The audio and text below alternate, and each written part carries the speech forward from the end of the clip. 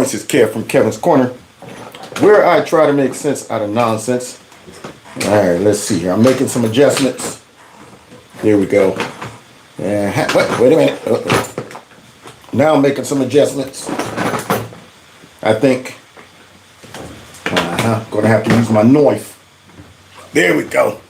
Had to use my knife. Anyway, welcome back to the show. It's Kev from Kevin's Corner, where I try to make sense out of nonsense. Do me a favor. Let me know that you can hear me. Can you hear me? 1 2 1 2. Check one. Check one. I don't see any chats, so let me see. Go right there. All right. He said that's not a knife. This is a knife. Yeah. All right, I hear noise. Oh, at least I know that I'm working over there. Yeah, I heard some noise, some chitter chatter. Now, that should do it. You know, it's a double-edged sword. On one end, I need the light because my eyes is bad. On the other end, the light hurts my eyes. So, yeah, I got all kind of problems going on here. I have to get it checked out. There we go. I think that should do it. Anyway, sorry about the ghetto adjustments that I had to make. Now, somebody said, hello, it's fun. Oh, yeah, it's fun being early. That's right. Yeah, it's always fun being early. And I was rushing so much, I'm sweating. Sitting here sweating, even though it's cold outside. Whew, panting and everything. I need to be like... Now, sorry that I was not around for 2 days straight. That normally doesn't happen. And hopefully it won't happen too many times. But I'm back now. So I got to make up for lost time. So buckle up, y'all. We're in for the long haul tonight. And with that being said, since I believe y'all can hear me, I'm going to go ahead and start the show. So let's get busy. Yeah, I really need to get loose, man. I'm tight. Yeah, but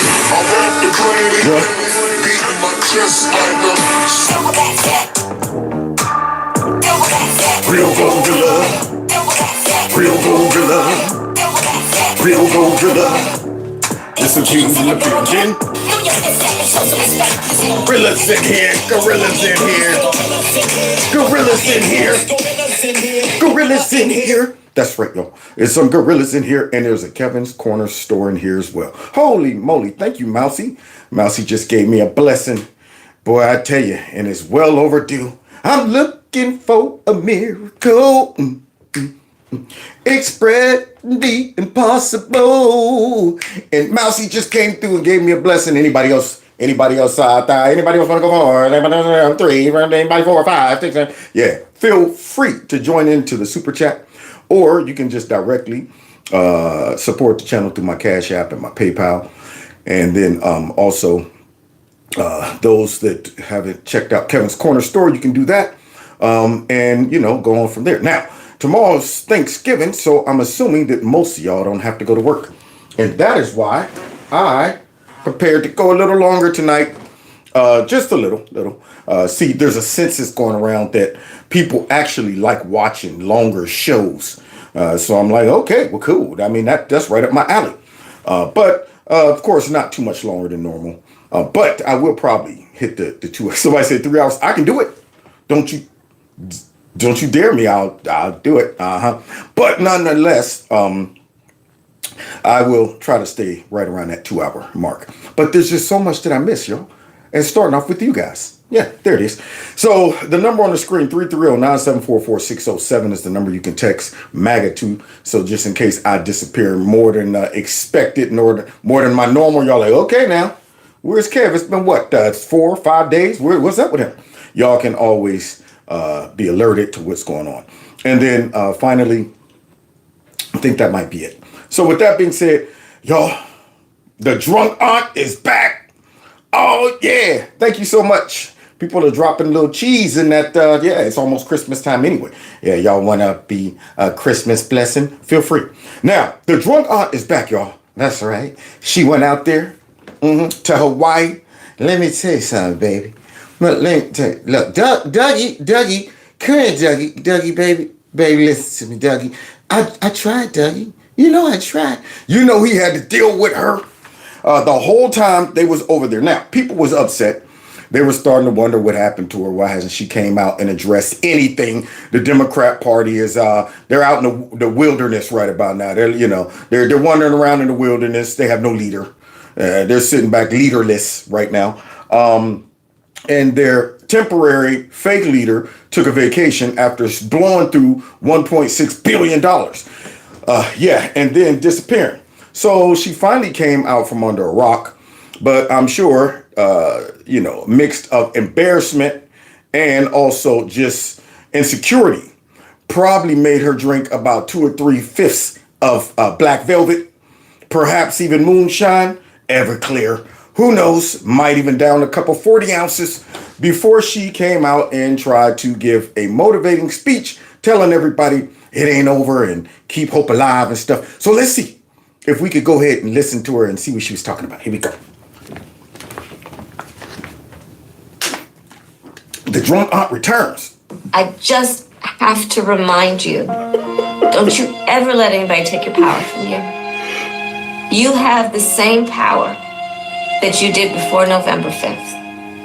And you have the same purpose that you did. And you have the same ability to engage and inspire.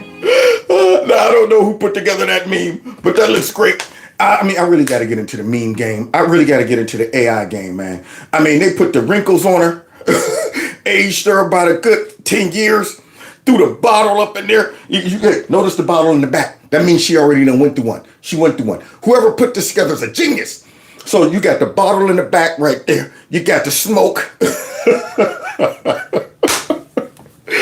Boy, I tell you, and it's probably not too far off from that. She just probably got the bottles hidden. But what I'm really kind of concerned about is who allowed them to post this. So now, after showing this, I have to give my disclaimer. This is not the actual Kamala Harris. There are some alterations to this. It's a meme, it's a parody. But I will show the real clip in a second after we get finished laughing at this one. So don't ever let anybody or any circumstance take your power from you. Baby. And it means so much to Now this is her. Here it is. All right, now this is the speech, y'all.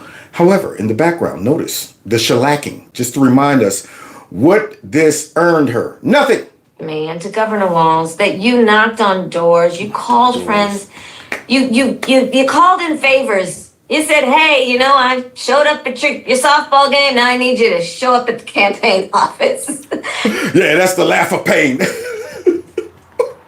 Yeah, that's that laugh with a mix of crying in it. So anyway, so now here she is, guys.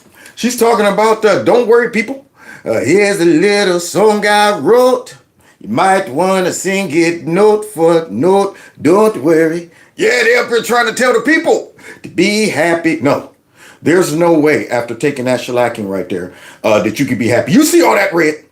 Now, I don't know about y'all, but I mean, heck, they stole one out from us, from under us, and I was a little upset about it. I didn't go in the tank. I didn't disappear off the map and go wandering off somewhere and all that stuff, but I wasn't happy. But if we would have got just shellacked, beaten to where I knew that we just took an L, I ain't talking about that. Oh, come on, y'all. Y'all, you know they stole this one. I'm talking about we really took an L like this. There's no mistaking this. This was so bad, they couldn't even slide into cheating. See, that's the problem. See, Trump and them prepared for the cheating. They had the teachers and stuff walking up and down the aisle. I don't know about y'all. You ever cheated in high school or something? You got the paper between your legs or something like that. You got one under your arm. And you can't really get into the groove because you got one of those teachers who don't want to sit down behind the desk and put their head down and read the paper while the test is going on. Nah, you got those teachers just walking up and down the aisle. So now you all uncomfortable. Every time they come past, you moving around, looking up. Shoot, wait, let me think. 1 minus the 2. And they wonder, why you so fidgety? What's going on? Huh? Couldn't even cheat. So, yeah, they put the pressure on them to where they couldn't even get through with the cheating. And so now, this is one of them beatings that you have to internalize and say, they just didn't like me. See, we know when Trump allegedly lost, it wasn't because the people didn't come out, and it wasn't because we don't love Trump and all that stuff. It was some shenanigans. This is one of those, they don't like me. So how does she recover from this word on the street? She might even go for a second. Well, wouldn't that be her third round? And it'd be a grave mistake. But let's finish hearing her go ahead and cope and pretend that she's positive about this. You put in the time. It was personal for you. Oh my gosh. Did you hear that? And now understand, guys, I have this sped up. and it's still slow. You put it at a time that was so now the slurring is kicking in. Because of your efforts, get this, we raised an historic $1.4 billion, almost $1.5 billion. Now, why would you even mention that? After being 20 million in the hole. Do you understand how blessed we are to not have had her become the president of the United States? She probably didn't even look at the budget. However much, put it, whatever, just spin it. Whoever is in control of the piggy bank, just spin it. Just make me president. So all of that money, and yet they're in the negative. People haven't gotten paid, and she brings that up. It just goes to show her judgment. Whoever wrote her script, they're like, dude, I'm trying to destroy this woman. I'm going to go ahead and remind the people how much money they raised for nothing. There it is. Come here, y'all. Come here. You know, look. We raised $1.5, baby. You understand that? And hold on for a second. Where all that money go? Don't look. You know what? Don't make me get up out this chair. Shoot. I need some of that money because I'm a little strapped myself. Me and Dougie just spent a lot of money. Okay. We still okay. Okay. Hold on for a second. My makeup okay? Okay. Let me get it. Okay, anyway, we raised that 1.5, so all of that money for nothing. She should have left that one, in the bag. She shouldn't have brought that up. The work must continue. What? Of reminding ourselves that we have an ability to stay engaged in a way that will make a difference. The work that you all did, it's going to have lasting effect. Yeah. It's going to have lasting effects on your career and on the Democrat Party. They did work for nothing. That's what they did. So now, even though this is the real footage of her, I'm still starting to see those wrinkles, guys. It looked like Father Time done caught up with her these last couple weeks. But she's trying to say it's going to have long-lasting effects. And I'm thinking, if what I'm looking at right there is going to continue to build momentum, then yes, nobody ever wants to see another Kamala Harris run. It's fascinating to me that she got that far. Now, I got to give it to her. I mean, she has luck or the gods of corruption or something on her side to make it that far with this lack of talent and being as stupid as she is and not having any self-awareness. Certain things that she say, I'm saying, keep that quiet. But not her. Yeah, she's still getting out there talking about how much money she raised and it's going to have, long-lasting effects. The election didn't turn out like we wanted it to. No, it didn't. Certainly not as we planned for it to. And I know this is an uncertain time. I'm clear-eyed about that. No, you ain't. Right now, you're seeing about 8 cameras. Them eyes are probably crossed. Wait, which camera I look into? Sir, ma'am, there's only one camera. What? There's only one camera? Who is that over there on that camera? That's me. You on 2 cameras? No, I'm on 1 camera. You're seeing double. Oh, I'm sorry, baby. Hey, listen, you ain't got to yell at Auntie. You ain't got to yell at me. Okay? Now, where was I? So let's continue, though. I know you're clear-eyed about it. And it feels heavy. And I just have to remind you that we stunk it up. I got to remind you how horrible of a candidate I am. That's what I got to do. I got to remind you of all this beautiful, beautiful red in the background that's making people turn into bulls every time they see red. There's people so mad about this election, they don't want to see no red at all. Giving up red for Lent, giving it up for Christmas, I don't care. Put Santa Claus in black. I don't want to see him walking around in no red. Don't you ever let anybody take your power from you. Take your power or your joy, baby. So there it is. She's back with a raggedy, short, and hope to inspire her party speech. But honestly, they are a boat without a rudder. And I'm glad. And everybody's on the run. The Democrat Party's on the run. Wokeness is on the run. DEI is on the run. Did y'all hear what Walmart did? Yeah, DEI. Walmart's like, I'm done with that. So I'm glad. And we need to keep the pedal to the metal. See, we can't let the Democrats resurrect. That's what we don't want to do. We don't want them, I always used to joke with y'all and talk about how I want them stumped out of existence. I want them to get negative votes. I want this party to become a laughing joke, a laughing stock to where, next election, people are like, man, ain't no way I'm voting Democrat, man. First of all, it's embarrassing. Secondly, everything is going so well right now. Why would I want to change it up? So I want them to fade off and become a distant memory or a stain, on America. A doo-doo stain, that's what they are. Now, with that being said, she's not the only one that's drunk. There's some other people out there, y'all, that's taking it real bad. And we're going to go ahead and highlight a couple of these people who are still coping. Yeah, they're still in denial. Some of them are in anger. Some are in blame. They're all in different phases. And so I figured we might as well go ahead and see who else been drinking that woke Kool-Aid. Starting off with in my country, without going into significant detail. Wait a minute. Shouldn't he be in prison? Isn't this guy a murderer? How in the world is he somewhere saying anything? See, this the problem. This the problem with the system right there. So, because he probably played Trump for like 4 years straight, they was like, he was one of our best assets and stuff. We can't send him to jail. He played Trump. And that was during the height of their TDS and all of this stuff. So this guy right here should be in a slammer. Let's just go ahead and get that, off the table right now, even though they allegedly found him not guilty. But here he is over here, overseas, I guess. And I think he might just be talking about our president. Half the people in the country are happy, and half the people in the country are very unhappy. It's a very difficult time in the United States. Which side are you on? Are you on the happy side or the non-happy side? I'm on the happy side. I'm on the happy side. And I think it's more than half the country. But nonetheless, I'm happy.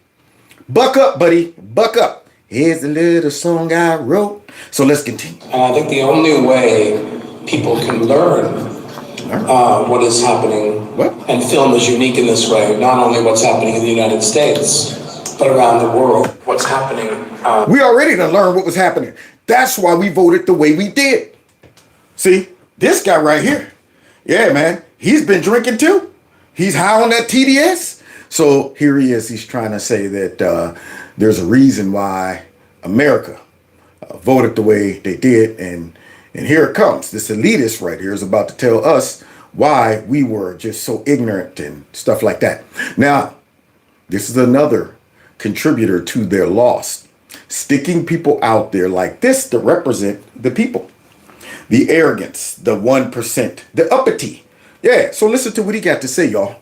You might not learn from the news. There's a hole, there's a vacuum, there is a gap, if you will, in information for Americans.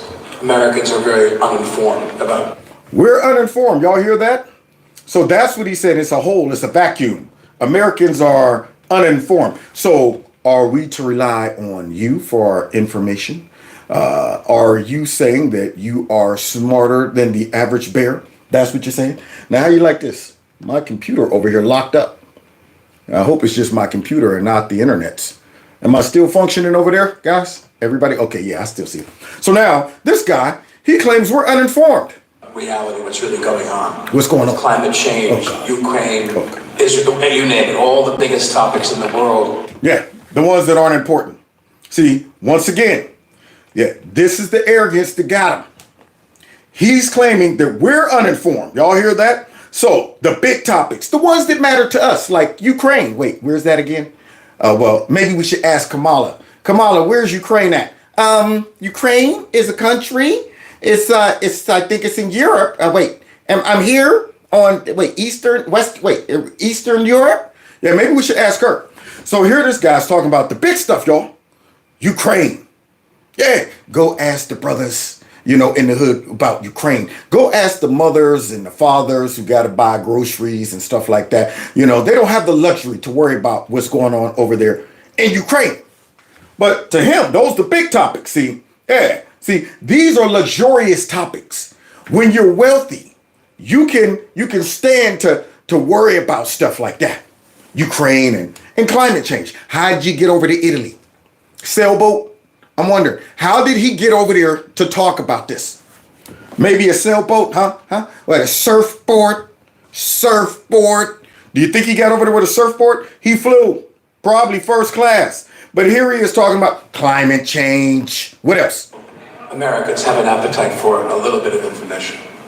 That vacuum is still... And see, he's mad. He's saying we have an appetite for a little bit of information. And what's crazy is the reason they got beat is because we made sure many people really was able to have access to real, factual, truthful information. And see, that's the problem. See, if you get a little bit of information, but it's truthful, you can grow it. You know, you can build upon it. But you can get an overdose of fake news, which they've been giving the folks that voted for Kamala Harris or supports that party. An overdose of fake news. But a little bit of truth will penetrate all of those lies. So here he is talking about, America, they got a little bit of truth and stuff. By the film industry. And he wants the film industry to educate y'all. That dude's been drinking something. Oh, and here's another drunk. Yeah, Sharon Stone, y'all listen to her drunk rant. Certainly considering a house here. Okay. And I think that's an intelligent construct at this time. Sure. I can't recommend it enough. Yes. Is it in any way politically motivated, or is it just... Well, naturally. When we see presidential candidates whose platform is hate, that's something that I don't feel our country has faced before. We've faced political candidates. Now y'all hear that? She's leaving on the next plane. Don't know when she'll be back again. And I want her to get going. Go now, get! If you think we're going to sit back here and shed a tear over Sharon Stone leaving, she got another thing coming. But this is the inflated ego. There it is. This is the privilege in their head. Like, I am that important. It's going to make a difference. Watch when I leave. They're going to miss me. Yeah. I can't remember the last movie she's been in. And here she is talking about she's going to leave because President Trump was spreading hate and stuff. Now, here's the crazy irony of this. This woman thinks she's high class. She thinks she's educated. And listen to what she says. Yes. Is it in any way politically motivated, or is it just... Well, naturally. When we see presidential candidates whose platform is hate, that's something that I don't feel our country has faced before. Now, platform is hate. Guarantee you, if you say, could you elaborate? Everything she would say that was hate would be coming straight out of the propaganda media in the Democrat Party. Yeah, she would be saying things like, a person who hates immigrants, a person who hates people of color, a person who hates women, a person who hates all of this stuff. Now, the only reason she feels this way about Trump is because she's been told to feel this way about Trump. And what she doesn't realize is she feels this way because people that are using this type of manipulation have inserted hate. The same people who think Trump is hating people and we're hating people and our whole MAGA movement is driven by hate, they don't realize that they have become the haters. They're the ones who look at us with disdain. We look at the people who perpetrated all of this with disdain. I don't even look at all of their voters with disdain. I pity them. I look at them as just victims of all of this. They have injected hate into society, and she is supporting the party of hate. That's the irony, and I'm going to prove it. That's what I'm about to do after listening to her, because she's a very important person, y'all. She's an actress, washed up one, but she's an actress, so she knows stuff. We faced political candidates whose platform was ignorance, but I don't think we've seen political candidates whose outright platform was hatred. I think we have to really stop and think about things. And we have to stop and think about who we choose for government. And if, in fact, we are actually choosing our government. Yeah, you're right about that.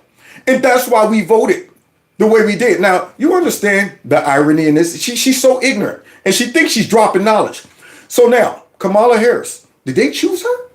Or did the Democrat Party choose her? So here she is, the ones that we think we're choosing. You mean like all the Biden voters who thought that they were voting for Biden and then all of a sudden they got the cackler?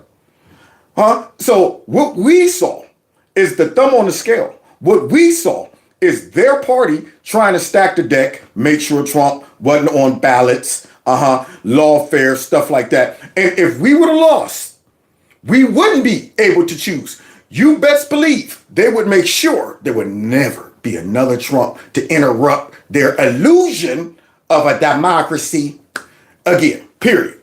So now here she is. She's trying to say that, that I guess the illusion of democracy. I'm going, finally democracy, or should I say our republic work like it should. So here she is, though, because she's schooling them over there in Italy. Or if the government is choosing itself. Italy has seen fascism. Italy has seen these things. You guys, you understand what happens. You have seen this before. And therefore, they should be smart enough to know that this is not fascism. Unbelievable. It's like they're running around telling everybody this is like 1939 Nazi Germany. And folks who lived through the Holocaust are going, y'all are so dumb. This is nothing like Nazi Germany. This is like the Jim Crow era. This is like back in civil rights. And people who lived through that is going, this is nothing like that. You don't know what you're talking about, do you? But here she is. She's saying that, you know what? Y'all know a little something about this. Now, the irony about this is that none of these people probably was around during that time. Very few was around during the time of Mussolini and all of that stuff. So she's saying they know something about it. That's like us saying that we should draw from our history, because we got a history of all of this stuff too that we can draw from. But that doesn't stop the stupidity from happening right now. See, she's saying y'all should learn from recognizing fascism, while she can't even recognize that fascism and Marxism is coming straight to our doorstep. So as she's sitting back saying, yeah, y'all know a little something about this, she thinks she's a historian.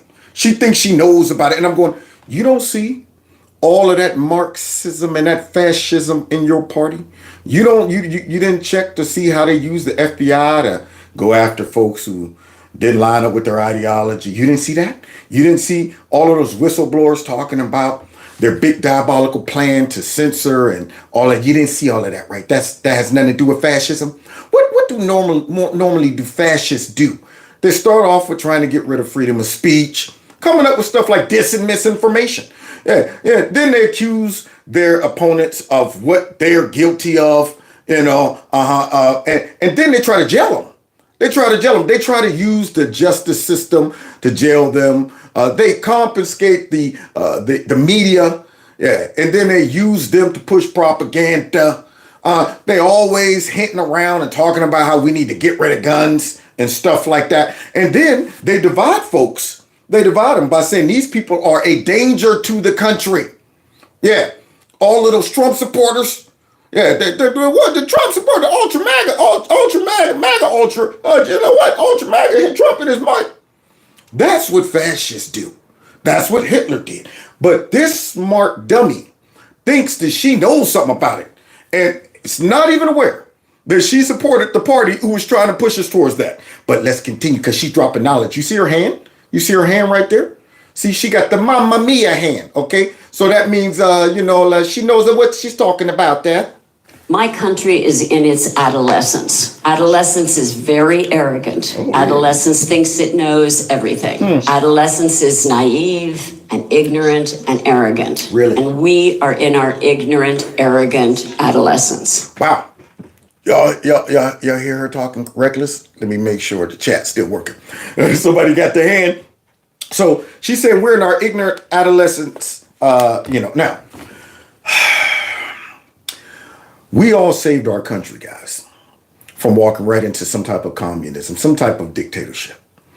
And folks from other countries, I ain't talking about the ones who are no longer under that type of regime. I'm talking about the current ones that's living under communism. They recognize it. They saw the writing on the wall. They see what the Democrats are doing. Yeah, ask those Cubans coming over here, just talking about, ain't no way I'm voting for the Democrats. I see it. I see the writing on the wall. So, we have a bunch of folks who never lived through it, and then they refuse to teach them. Because growing up, when we all grew up, most of us, depending on how old you are, was taught communism is bad. Anything that challenges freedom of speech is bad. Anything that talks about getting rid of our guns is bad. all of these things. But because they don't teach that no more, and nobody really lived under that type of oppression, our country done got fat and complacent, and now you got a whole bunch of people who are supporting a party ignorantly that is trying to slide that mess in, along with her.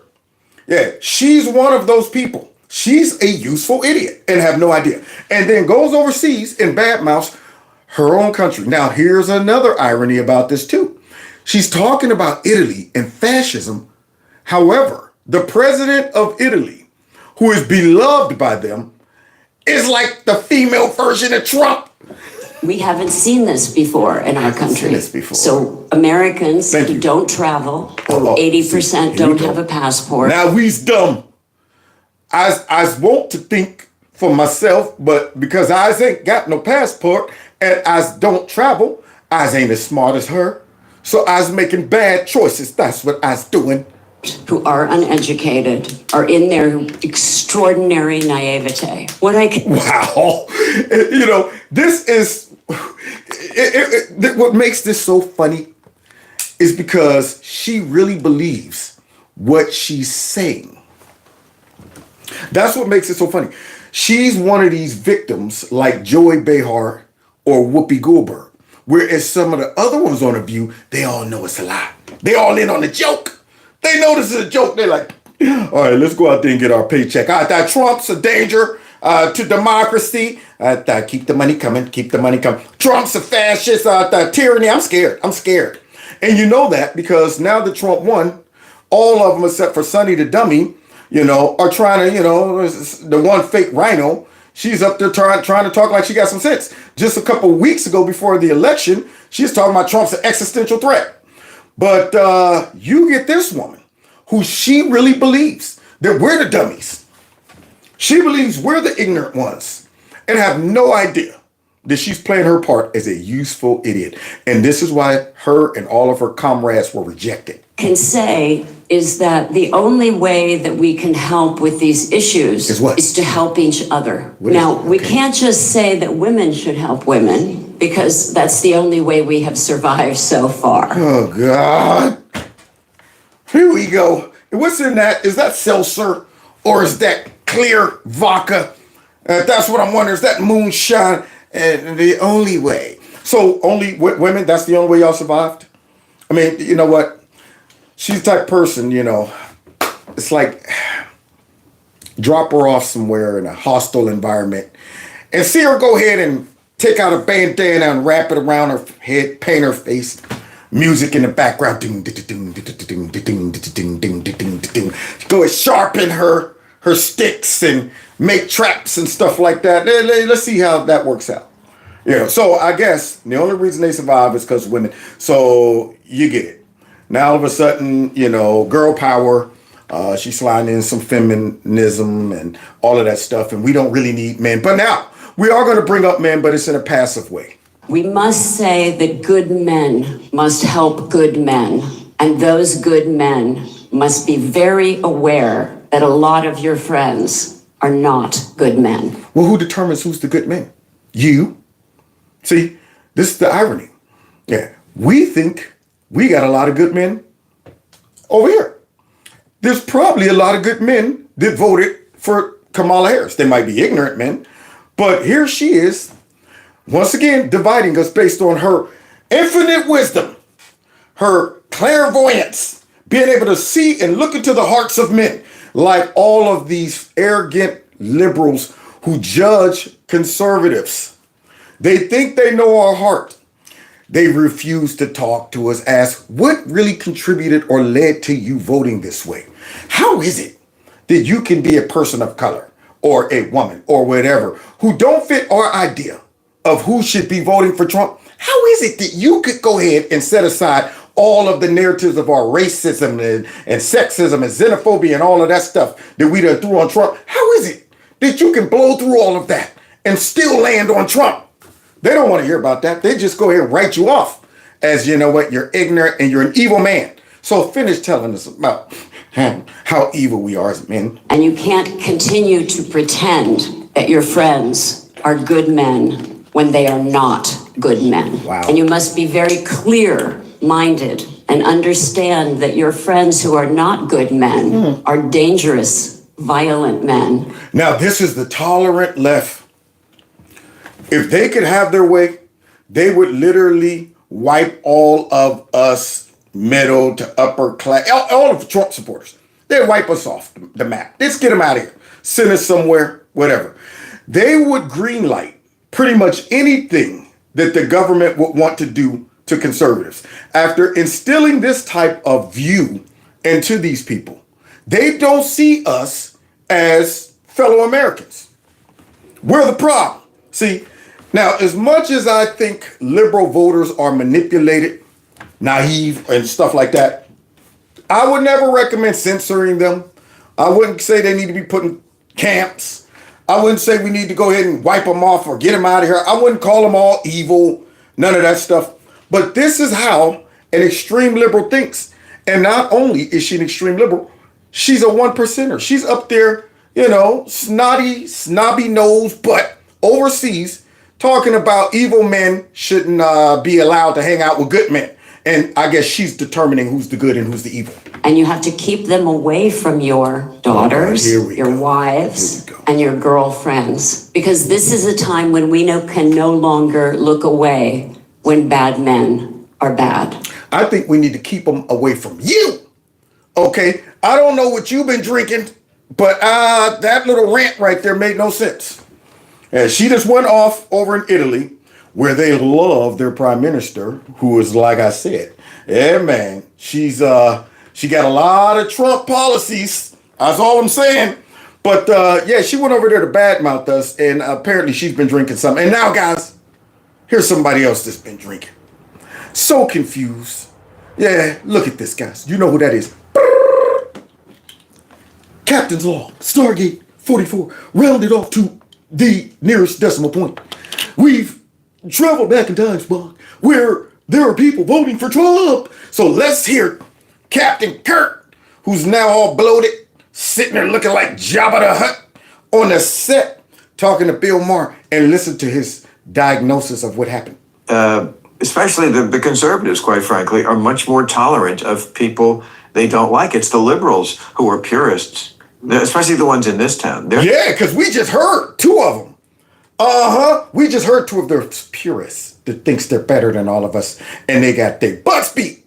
But now, come on, Kurt, I want to hear from you. They're the ones who, like, if you don't agree with me 1,000,000%, I don't even want to know you. Uh-oh. Well, Bill Maher, those are big words. I think I'm gonna have to give you an example. That's one of the reasons they lost. They have a bad attitude. Here's what happened. I approached her and I said, I'm trying to understand why you're supporting Trump. Oh, y'all see this tolerant liberal? Yeah, this Kamala supporter, she's 82, y'all. And she went up to a black lady. That was minding her own business and asked her, why are you supporting Trump? And then I said, you're brown skinned. Brown skin? What do you think's going to happen to you? You hear that? She thought it was her job to go up to a black person and say, you're brown skin. Brown skin. You know I love my brown skin. Oh, yeah. She went up to that person and said, I can't help but noticing, you're a person of color. Oh, walking down the street, see some girls I like to meet. But I'm not high yellow. I'm black and I'm crispy. So all she do is diss me. Cause I'm not high yellow. Oh, I love my dark skin. But she don't think it's in. Cause I'm not high yellow. Yeah, I like my brown skin. But she went up to this black person and said that, did you know you were brown skin? How could you support Trump? And she say something like that? Because she has brown skin. Oh. And that's what the racists are. Okay, I'm not talking politics with you. I want to know, did you put your hands on something? I put my hand on her chin like that. Oh. Just like I did. You see this white liberal? Now, the Democrats done got this old lady in trouble. See, they done got her in trouble. Yeah, she done drank all of that 180 proof wokeness, and she thinks that she got the right to go up to a black person, ask them about who they voted for, and push them, and then she now look listen how she describes it, y'all. She said, I just put my hand right there on their chin and kind of, like just kind of pushed them. We're about to find out what this tolerant liberal really did. Because see, my thought, just like Bill Maher said, is that all liberals are tolerant and they just love people of color. Here we go. I realize that. If somebody comes up nose to nose with you and starts screaming at you, what do you do? And basically, my response is to push them away. No, you cannot leave. You need to stay here. Uh-oh, Granny. Now we see the roles reversed. Remember how they went and locked up all those grannies who was walking around the Capitol peacefully? Now we got us a granny who done went too far. See, this is the arrogance of liberalism. In her mind, she's fighting against injustice. In her mind, she is 100% justified. And I blame not her, not this old lady. I blame the Democrat Party, and I blame the fake news and whoever else promoted this type of hatred and arrogance that these people are living out in society. She really thinks like, I don't see what the problem is. So now she thought she was about to bounce, y'all. And then, yeah, you're not leaving. Let's see how this saga unfolds. Okay, over there. Okay, I want to hang with her. Let me talk to the other part. She admitted she put her hand on her chin. Somebody else punched her. Actually, like, closed fist? Yeah, closed fist. Closed fist? So Granny threw a hard right, but she didn't describe it like that, y'all. She said she just kind of like had pushed her and then went over and just kind of did this. When in reality, Granny said, gave her, let's listen from the black woman who is the victim of all of this old lady's racism. Came up to me and she read my shirt and she says, that God doesn't like guns. And I said, well, I'm not voting for Trump to be my pastor. And then she says, and you should know better. Why? Because I'm my skin color? I said, you see this? Granny right there thinks she had right now. This is the mind frame of many white liberals. How'd they get there? Yeah. What made them get to the point where they think that they can just step to any black person or person of color and say, pretty much, we own you. We're here to save you. This is that white liberal just not only guilt, because that's false guilt. When they try to pretend that they're guilty for all the atrocities, they're not really guilty. Yeah, it's something that really, it's reversed. It builds up their self-esteem because they pretend they're a good person for recognizing that, I'm white and I have privilege and this and this and that.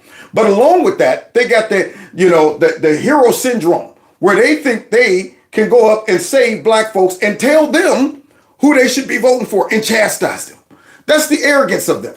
See, so here she is telling this black lady how to vote. you're racist. And then she came up and she pushed me. Okay. And then she hit me in my freaking chin. Oh! Absolutely. Yeah, because she cannot. That makes me nervous. No, I agree. Send a message. Do you want to press charges? Absolutely. She's 82. I don't care. 82 years old is not too old to learn what not to do. Okay. She should have known better. But she's suffering from TDS. She's suffering from all of the crap that she's been hearing for the last 8 years, and you're about to see. See, just like Bill Maher was saying, they're the most hateful. You can't do that. And I approached her and I said, "What? I want to know why you're voting for Trump." That's the only reason I want to know. And I said, because you're brown skin. And I know that that's what's going to happen to people in this country. I was a teacher. I worked. You hear the people riding by USA, probably driving her crazy. You know her TDS is acting up. It's all over the place. Beep, beep, beep, beep, beep, beep, beep, beep, beep, beep. Her Trump derangement syndrome needles are going crazy right now. So here she is. She told that lady, because you brown skin. She didn't say because of your policies. She didn't say, well, you know what? Why did you do that? She just said pretty much, you're brown skin. You're supposed to vote the way I tell you to vote as the white liberal. See, but she's about to learn a harsh lesson, y'all. I hate the racism in this country. I hate how people are treated. Yeah. But yet you support the party who's pushing racism and division all in the country. Yeah. And maybe she don't realize it. She's old enough to remember. But heck, where was all of this in the 80s and 90s? It wasn't none of that stuff. We weren't talking about this. We weren't running around talking about systemic racism and stuff like that. Folks were able to watch TV shows and laugh about them, even though they might have been a little edgy. Comedians were allowed to talk about white guys, and then they could talk about black guys. Nobody was pushing this mess. But these folks figured out this is a great strategy to try to win votes by bringing back racism and saying anybody who don't vote for us, you guys are the racists. But it ain't over because Granny thinks she's about to give the cops the slip. Okay? And so I'm wondering, why would somebody with brown skin support this man? And that was my question. And she immediately started screaming racist and came in with her face right up to me, just screaming at the top. Just screaming, just like that. Now, does that sound like the MO of a conservative? So now we're about to find out that it didn't go down like Granny is saying. Granny right now is trying to change it up because she knows she's in the hot seat. And my response was to push her away, and I put my hand to her chin, and I pushed on her shoulder. I put my hand to her chin, y'all. She sounds like a little kid that's trying to give an excuse. Did you sock that guy in the eye? Did you sock him in the face? Now I had went up to him and I had said, you know what? Let me see something. I'm gonna put my fist right there on your eyeball, and I just kind of like just put it right there because it was some on his face. And then when I kind of did like that, and I think he thought that I had punched him, but I didn't have punched him though. I didn't have punched him. She sounds like a kid. So she said she just went up there and just put her hand right there. But everybody else said she punched her. And it wasn't hard. It wasn't hard. But I did do that. When we have Nazis, racism, becoming the predominant thing. Y'all see, I blame the Democrats for this lady getting thrown in the slammer. They got her jacked up, man. They coached her right into jail. So when we got Nazis and racism becoming the main thing, this woman right here at this age is completely delusional. Completely delusional. And now it's costing her. But like I said, I don't blame them.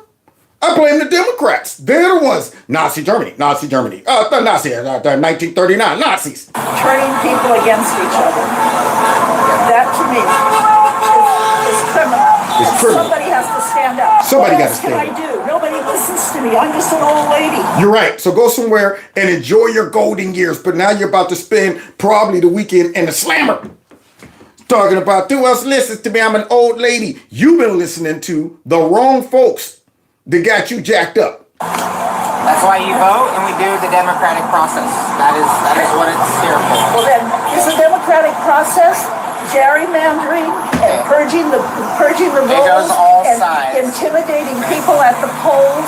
I mean, this is the party we're up against, and it's criminal. But I'll tell you, man, they need to be like, man, I got Granny killed, man. Like New Jack City, man, I got Pookie killed, man.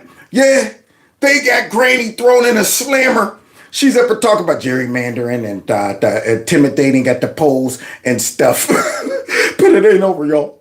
Let's see what happens to Granny. Tell you what, I have spent 10 years watching every speech of Trump's, every speech of Vance's, every speech of Harris and Biden, the whole thing. Yep. I've been taking copious notes, analyzing it. And my response is, we are really endangered right now. Well, apparently, as a former teacher, your comprehension skills are lacking, okay? Because if you listened to and analyzed and broke down every one of their speeches, you would know he wasn't talking about a bloodbath, violent bloodbath. You would know that, Granny. But here you are, listening to their speeches like the fake news does. They listen to go ahead and try to twist and manipulate all of the words and the verbiage and leave stuff out. And, they come up with all of these different contexts and, different meanings and stuff. And they talk about dog whistles. See, that's what TDS do to you. Yeah, you're not able to see it correctly. So now Granny thinks she's about to go home, y'all. If that's your stance, how does it look that you're placing hands onto someone else with different views? It doesn't support your It's anger. side. It's anger. It's anger. Oh boy. She don't even realize she has become the very thing that she thinks she's fighting against. My man had to remind her, like, if that's your view, how do you think it looks? You're going up to a black person telling them they should vote this way because you're a colored person. And if you don't, I'm going to push you and punch you in the face. That's what Granny's strategy is, guys. And then broke down and said, it's anger. It's anger. You can jail me if you want to. I don't care. You can jail me if you want. The only thing I can say is if Trump gets in, which tomorrow, everybody will have to live with it. If Trump gets in, everybody will have to live with it. You're darn right. Yeah, you would have to live with it too, Granny. Unfortunately, you're going to spend a couple days in the slammer, though, while you're living with it. And right now, there are over 10,000 people with guns ready to rebel if he loses. Y'all hear this? Now, understand, this was before the election. I would love to see how she's coping now. She said there's 10,000. How did she come up with that number? 10,000 Trump supporters waiting with guns just in case he loses, y'all. That's Granny. See, this is what TDS does. I blame the Democrats. She done concocted this all in her mind. This is what you get when you turn on the TV and see Mad Max. And yes, I'm going to be calling for an investigation to look into Donald Trump and all of his militia that is somewhere up in the back hills training for attacks on American cities. See, that's what happens when you listen to people like that. Now, in her mind, there's 10,000 Trump supporters. Well, I guess we didn't have to come out with those guns after all, guys, because we smashed them. Now, I wonder how Granny's coping now. Yeah. You're gonna go, yeah. You know she's nuts. Yeah, sure. As he's writing up the, yeah. 10,000, you say? Oh, I feel sorry for you guys. Could you walk over with me? Walk over with people here? Why? I want to apologize. Oh, she wanted to say something? Well, you can't be around them right now. So. Okay. You hear that? Okay, would you walk over there with me? I want to go over and apologize. Nope, too late. Yeah, you can't be around them. You've been ostracized from society. We can't have people like you running around pushing people and punching them in the face, Granny, because they're a person of color that didn't vote the way you think they should. You've lost your privileges, Granny. I'll go home. No, you can't go home, man. Oh. No, you're Yeah, Granny thought she was... Man, these people, man, they don't even see that they're wrong. I mean, they always appear to be shocked when consequences hit them. You know, go ahead, rip people's property out. One guy, a couple years back, I did a video on it, keyed some guy's car. The cops show up. They're like, did you key this dude's car? No, it was a matter of fact, it was a congressman or something like that. Yeah, he got busted keying somebody's car, and I'm thinking to myself, y'all think this is what TDS gets you? They have made these people think that they have the right to mistreat Trump supporters. Whether they black, women, whatever. They're like, yo, now this is, and she's calling everybody else Nazis. They're Nazis. But yet that seemed very Nazi-ish to go up and be like, who are you voting for? Not LeFair? Yeah, that sounds pretty Nazi-ish. right now. You're not free to leave. I am definitely not a racist. Definitely not a racist. I definitely want to flag people with brown skin or other color skins. Y'all hear that? She said, I'm definitely not a racist, but I definitely want to flag people with brown skin or people of color. Hey, you realize what's going to happen. And she's going to tell them what's going to happen to them. That's what she's doing. She's a crusader. She's trying to save us. This is white liberal syndrome.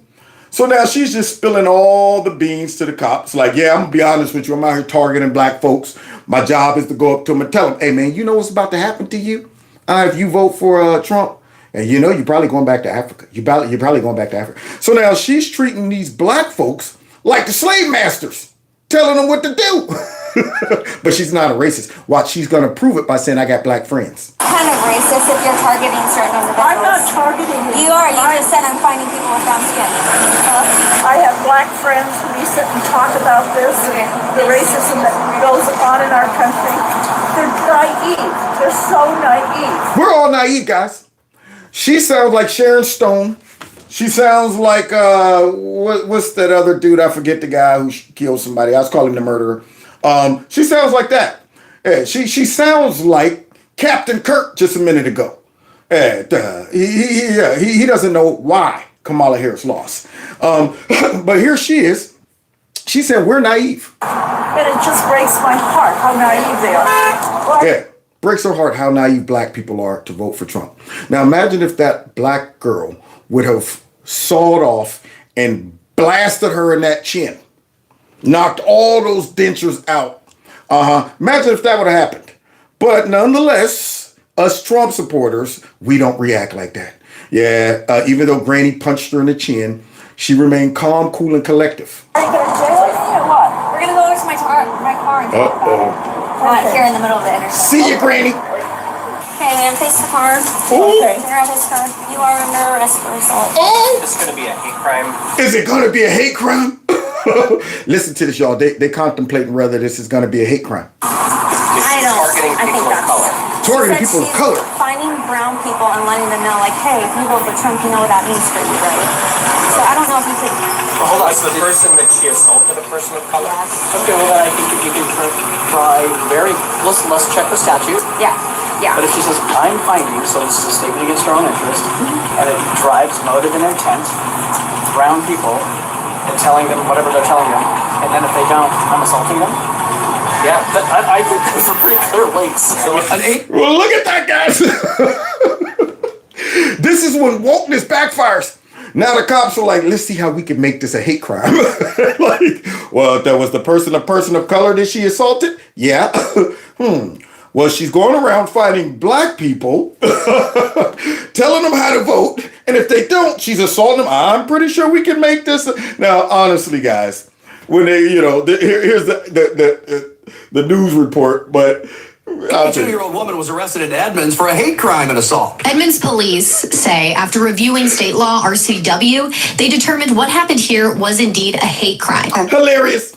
Now, honestly, I don't believe it was a hate crime. I don't even believe in the term hate crimes because I think that's just a clever way to slide in motive that you can't really know.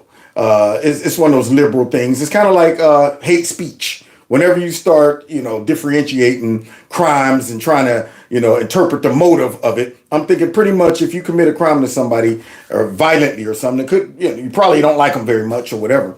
But nonetheless, she got charged for a hate crime at 82. Now, I don't know if they stack a little extra something on top for your sentence when it's a hate crime. But Granny right now has learned a lesson late in life. See, that's one of those lessons you learn real late in life. And honestly, once again, I blame the Democrats. They got Granny thrown in a slammer. And then you got folks like this, back to Captain Kirk, because see, Bill Maher tried to tell him, it's the left that's intolerant. It's the left.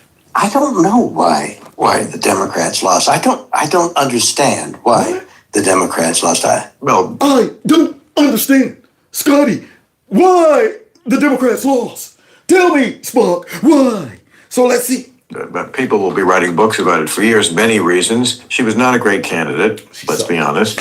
When they asked, why isn't she a great candidate?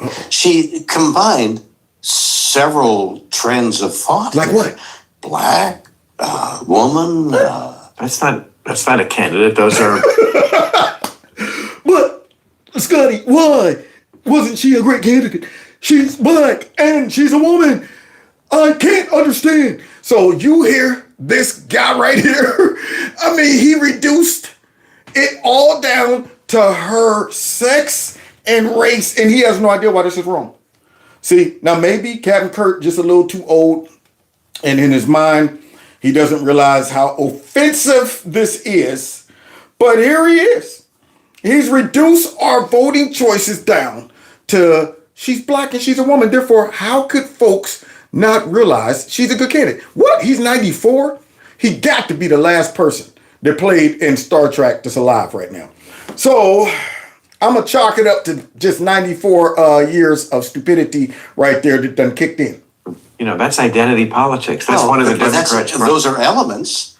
Those are, but Look at Bill. Nobody elects. You don't even know what to say.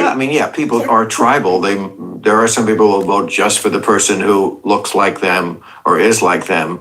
But obviously, I think this proves you got to go a lot further than that. Yeah, you would think that. But in Captain Kirk's mind, that's all you need, baby. That's all you need. So they're all still trying. Now, maybe he's been smoking the ganja on the set and it messed up his mind. See, I'm trying to figure out some of these folks' logic right here because they're making no sense. So either they're drinking, they're high, or they all jacked up on TDS. And which brings us to the set right here, where these folks right here got so jacked up on TDS that they didn't even realize that they walked right into a trap. I heard what you're saying about X. I saw a survey this week.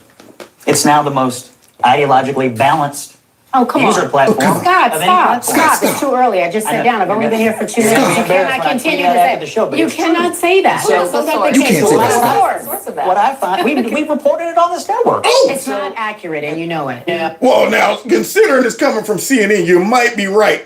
But these folks, see, this is it. The natural built-in response, if a conservative brings up anything, doesn't matter where the sources are from. Most of the time, conservatives, when they say something, it's because they got some type of source.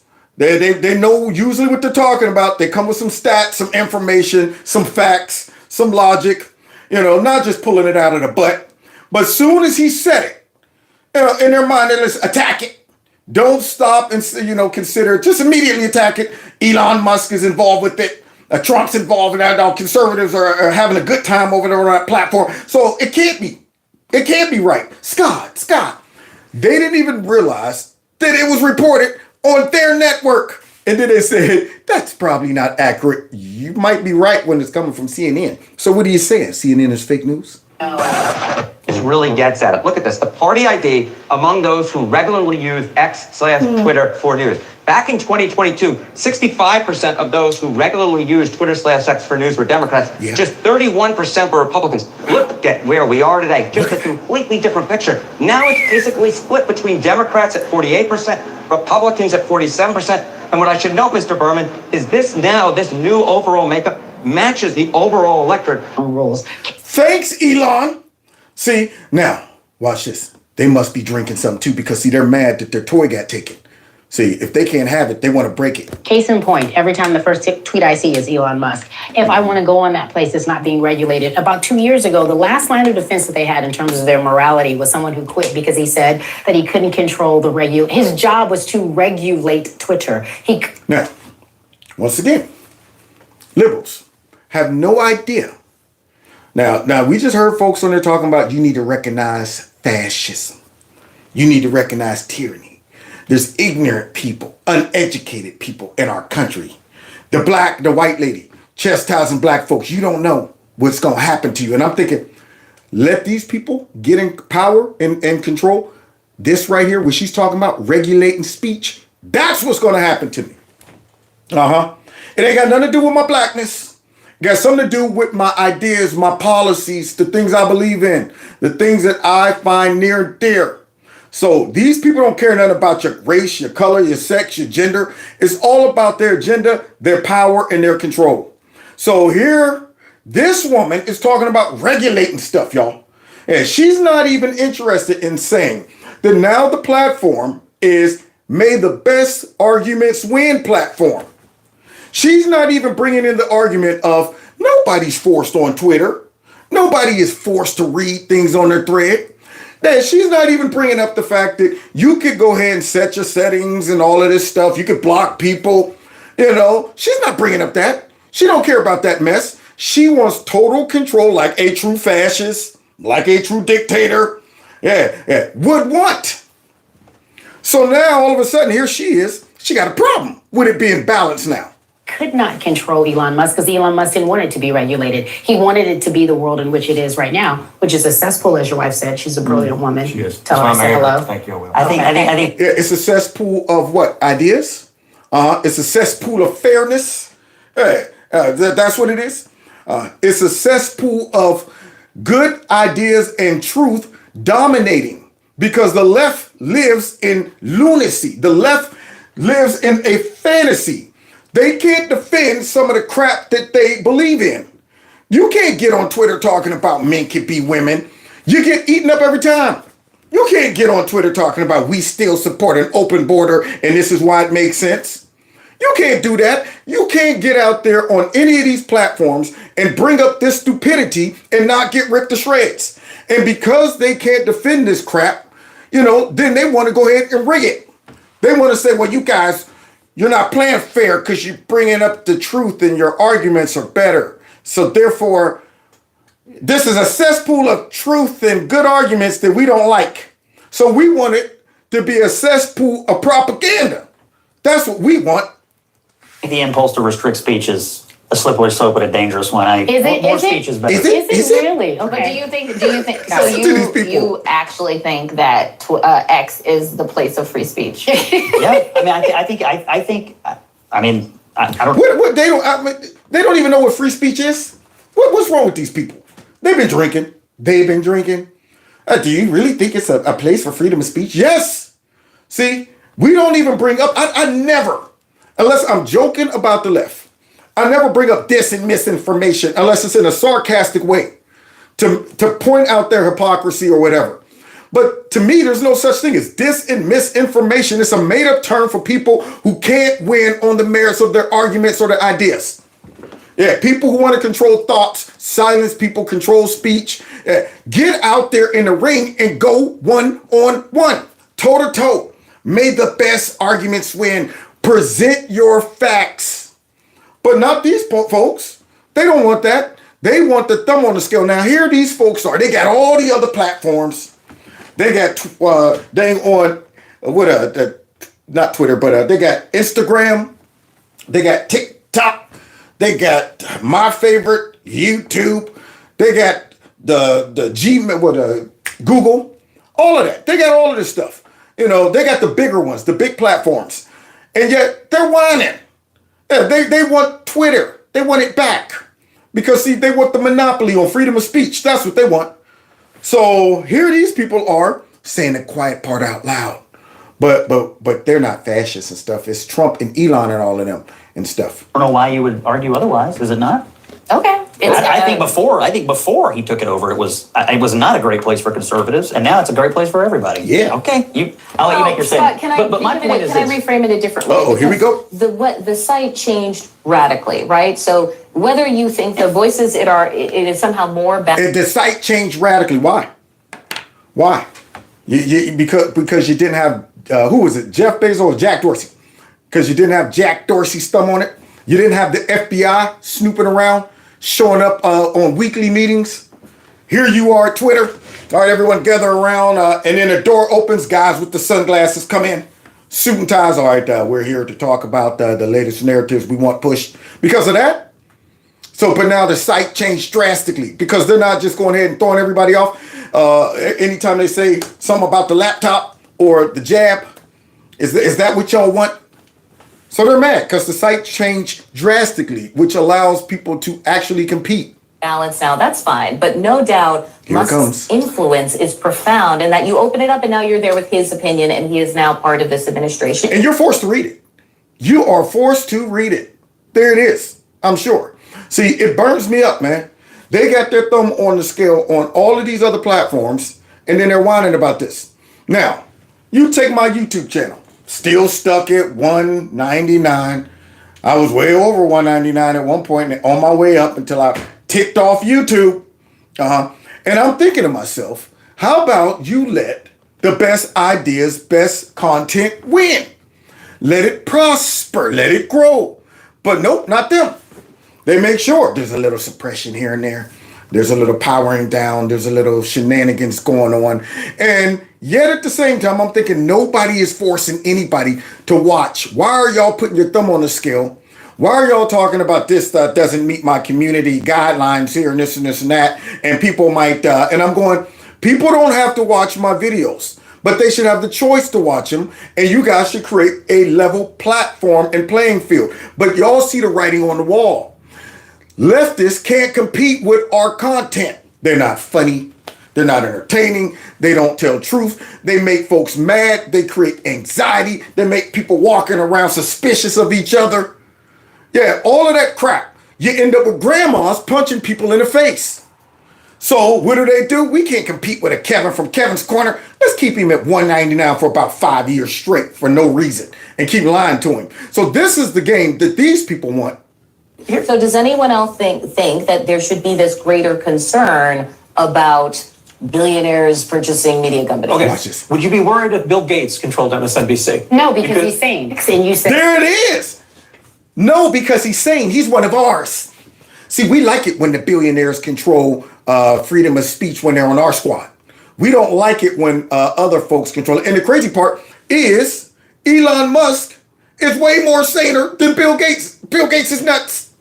He's off the rocker. Yeah, he done went out to the pasture. But yet, Elon was one of theirs at one point. Until y'all went crazy and pushed him over to us. Same with Tulsi. Same with RFK. Same with Donald Trump. And many others. But here she is now. Long as we can control it. Yeah, it's okay. But not y'all. Y'all can't have your own George Soros. Y'all can't have your own billionaire. in some ways, always. I feel like X, I don't know if anyone is on it in any capacity. I don't know if you're on it. And you're the only one? You're on it? You all are on it? Okay. I've actually decided to take a rest of peace. Good. Because it is not a peaceful place for me. And I know if, in fact, you don't agree with this current administration, most people can say that it's not a peaceful place. I would... All in the head. All in the head. Would not. I wouldn't be surprised if there was an actual... bid made to take on MSNBC, but the fact that it just can't happen in real life. At least it's not officially even for sale. Yeah, it's not officially for sale. No, wait a minute. Don't dare him. Don't you dare him. It just can't happen. Oh, they're sitting back like, please, Elon, don't buy this mug. I mean, as crazy as MSNBC is, I want my own show on it. Everybody send this clip to Elon Musk on X and say Kevin from Kevin's Corner will make a great host when you buy MSNBC. I'll replace all of those black, angry race baiters and stuff like that. I'll promise not to get on the network like crying and stuff. I promise to talk with some bass in my voice. I got some bass in my voice. Come on. I won't be on there talking through my nostrils and stuff like that. That's what I promise. And I'll be entertaining and be talking about truth. So let him know if he buys it. I want first bid on a show. So let's continue because see, watch how this woman wraps it up. This is what's really going on in her head. It's the last time he mused about maybe buying something. It's not even realistic in real life, but I do believe that media, everyone sitting here at this table, if you don't agree, we're in for some tough years ahead. I do believe that we are not going to be able to be as safe or say what we want to. I don't think free speech is going to be as free. No. Now look at Scott's face. Oh, Scott, I want to bring you in. That face tells it all. He looks over like, are you kidding? Like, where are you getting this from? In your head, that makes sense?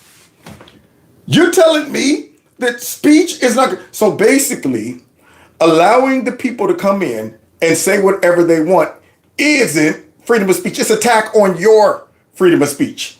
It's an attack on your ability to dominate what you label as truth.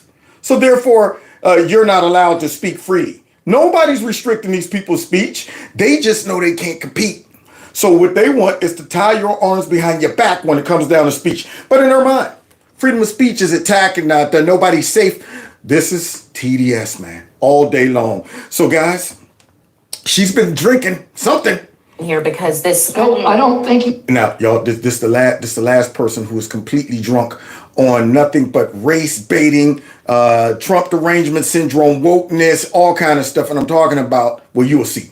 Listen to what RFK says. Okay, this is for that old 82-year-old black lady who feels she needs to protect black people from Donald Trump and stuff.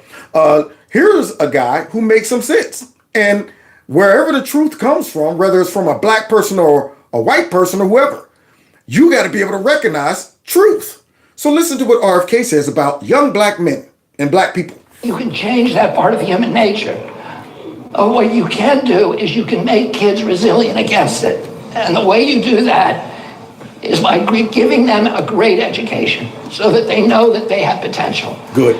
And the other thing is to give them business models, role models, and opportunities within their own neighborhood. Good. Black men who are running barbershops, who are running bars, who are running dance studios, who are running local businesses, restaurants, etc., and who are part of that community.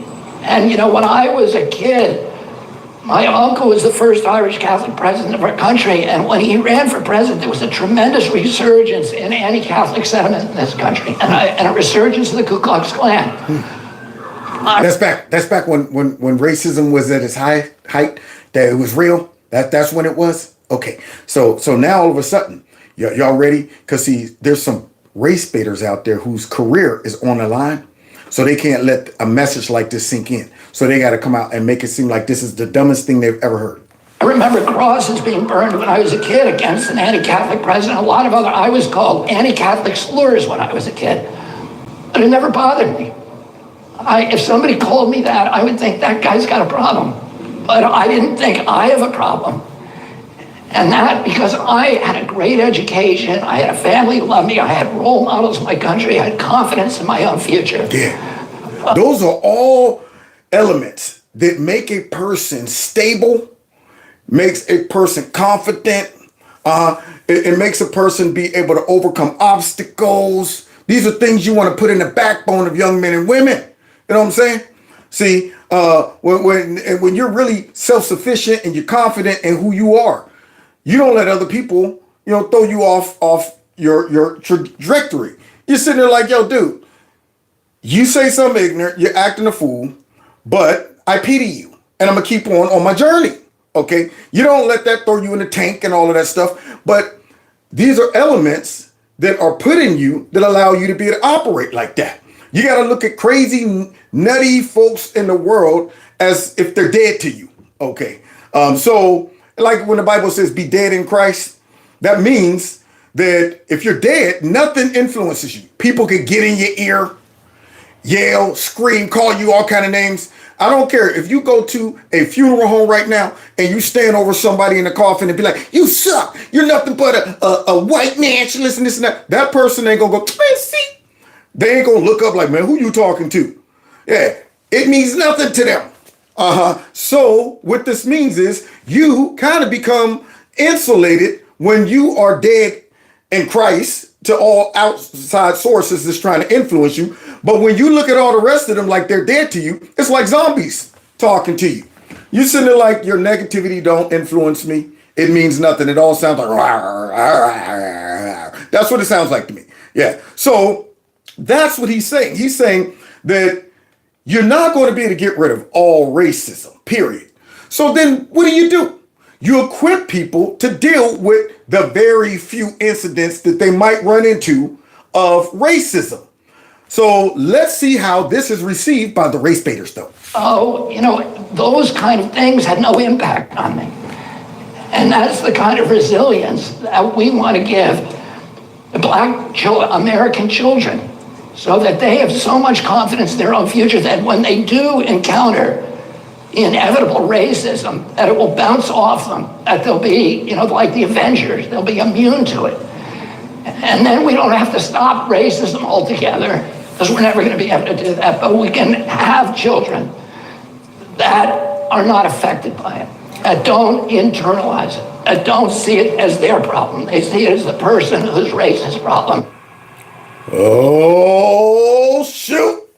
Look at that.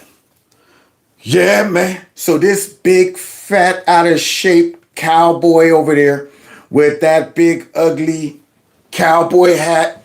And no cowboys are walking around with a velvet cowboy hat. You just, that's not a real grimy one. So now you see them all sitting there with their noses up. They played that clip specifically because they dug it up somewhere. And they want to smear RFK. They want to smear him and now try to, attack his character and stuff like that. Now, I listened to what he said, and I'm thinking, darn right. Okay, sounds like a plan to me. But watch the interpretation of these folks that's been drinking. They've been drinking nothing but race baiting. Look, the acting. Watch this. I'm gonna have to take a walk. I'm gonna have to. You need to. Drop some of that weight. Yeah, don't stop. Keep walking. He's outraged. Yeah, because what RFK said was just so crazy. Yeah, see, the overacting, the over dramatic response to it. And I'm thinking, I listened to the same speech. You're offended by that? You're upset? This is the reaction of this? Or is this an attempt to do the opposite of what RFK is suggesting? By making black men and women mad, overreacting to everything, so hypersensitive to everything that somebody else do, allowing other people to control their destiny or their response and all of that stuff, making sure they're emotional, making sure they're walking around with stinking thinking, making sure they continue to, have the racism in their own mind towards white folks that ain't even racist towards them though, but in their eyes, they got to look at every white person suspiciously.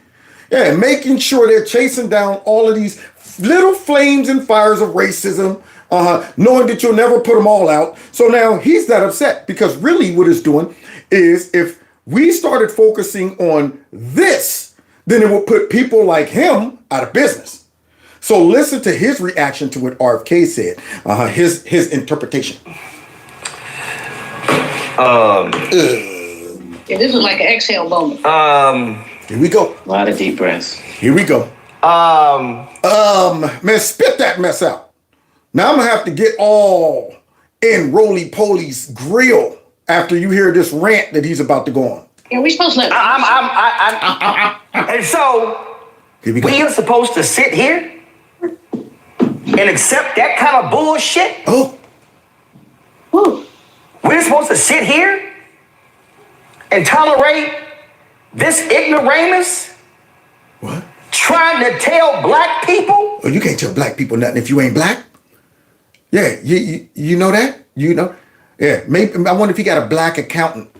Because if the white accountant comes and say, hey man, you can't do that. You're gonna get dinged by the IRS, and I can show you how you can do that. I don't want to hear nothing from you. You're a white person. You can't tell black people nothing. So now, here this guy is. He's saying, RFK, you can't tell black people nothing about racism. Okay? Now listen to his examples of why. Folk who are the descendants of people of African descent who were kidnapped and taken. Oh, no, wait a minute.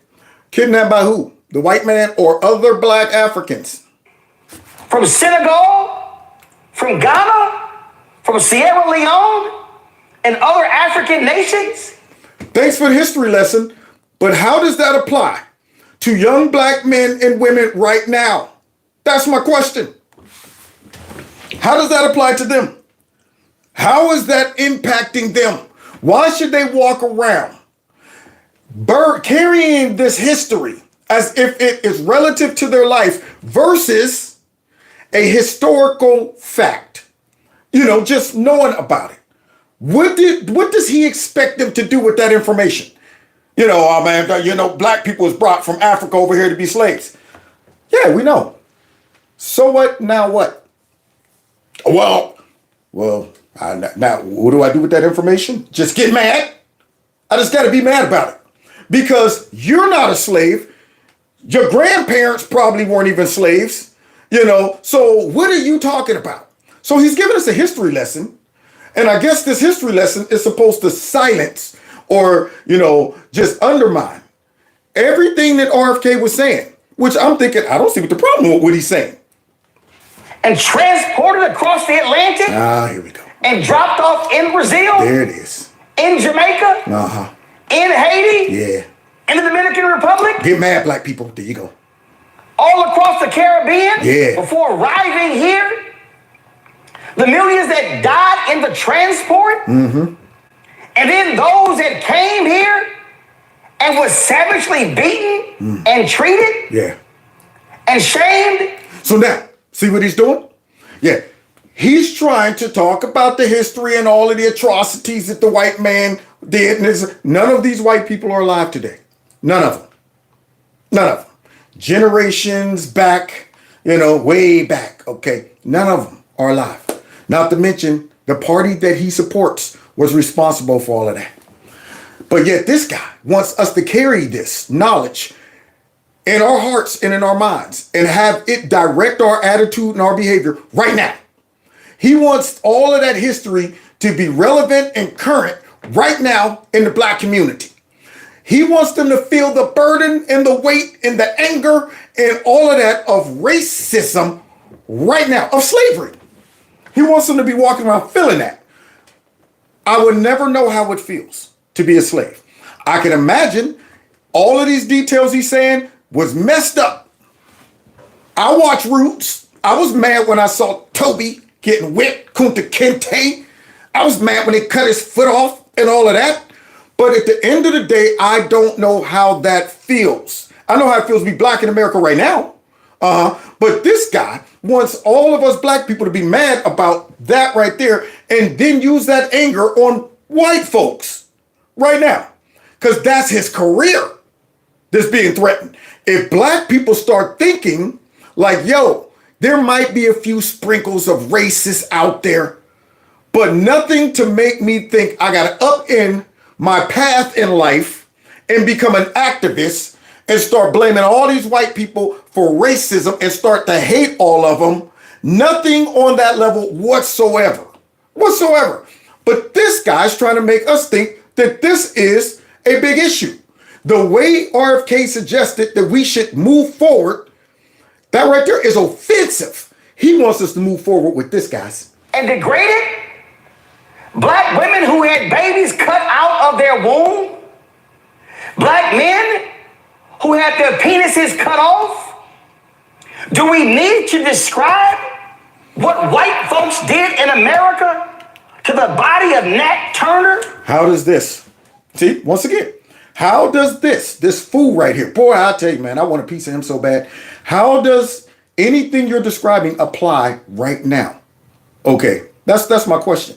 Secondly, where are all these racists on the level that he's referring these racists to be? See, he ain't talking about just that, you know what, I just really don't like hanging around black people. He's talking about a level of racism right now that doesn't even exist anymore. Yeah, go find me the people who are snatching black people up, cutting off their penises and doing all this stuff and hanging them off. Find me those people. That's what I want to know. So where are these people that we should be walking around as if they exist right now? We should be that mad, that upset. See, so I guess what he's really saying is that racism is so few far in between right now that we have to go ahead and insert a little racism. We have to prepare and get black people to the point where they're hypersensitive and they see racism and stuff that isn't even applicable. Because all the stuff he's describing right now, you got a lot of black people that would think, you know what, I was at the job today on the phone with my girl, my boss came in, wrote me up, and he's racist for doing it. See, this is where he wants black people at, where they're just looking around for anything. And you know what? I didn't get that promotion, not because I'm lazy, not because I barely show up to work on time, not because I take supplies from the job and I got busted, not because of that, not because I got a stink attitude on the job. Yeah, it's because I'm black and racism and stuff.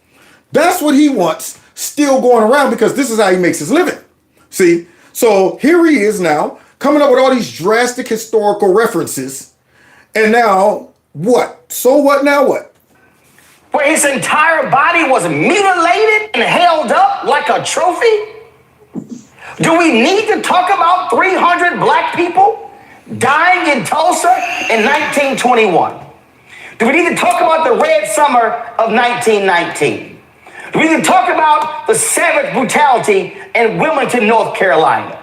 Should we talk about the constant bombings and beatings and lynchings that took place? Should we talk about the Democrat Party who was responsible for all of that? Yeah, should we talk about Lyndon B. Johnson saying that he's going to have these beeps voting for us for the next 200 years? And that's what pretty much they're doing right about now. Should we talk about that? See, I want to know. Should we talk about your history? Yeah, I want to know how many times you was chased down by the Ku Klux Klan. Roly-poly. I want to know how many times you saw somebody strung up and had to sit there and watch it. I want to know about that. How did you become rich? Yeah, race baiting. You became rich telling young black people that they should be mad that racism is lurking behind them, looking over their shoulder, that they'll never amount to anything. And I'm thinking, what's the solution? See, you're giving us all of these problems, roly-poly, with no solution. You're telling us to be mad, but it's an open-ended anger. That's what it is. See, no end whatsoever. Because, see, when it ends, your grift ends. See, that's what RFK was saying. We will never stomp out all racism, but we prepare people to look at them as the outlier. If it ever shows up, it doesn't destroy your whole life. It doesn't make you just start hating every white person or whatever, But this guy right here is trying to make us think that racism is so prevalent in our lives. We should walk around mad, but he doesn't give a solution. Why is that? Because it's a grift. Yeah. So now I would ask this angry for nothing black dude with this big cowboy hat on, what do you suggest we do as black people? Should we posse up? Should we become the Black Panthers again? Should we go on a crusade to find and stump out any racism? Should we walk around mad, have our blood pressure all up and stuff like that? That's what we should do. Should we just go ahead and sit home and say, you know what, man, I ain't going out because there's some racism somewhere out there. I'm not going to even try.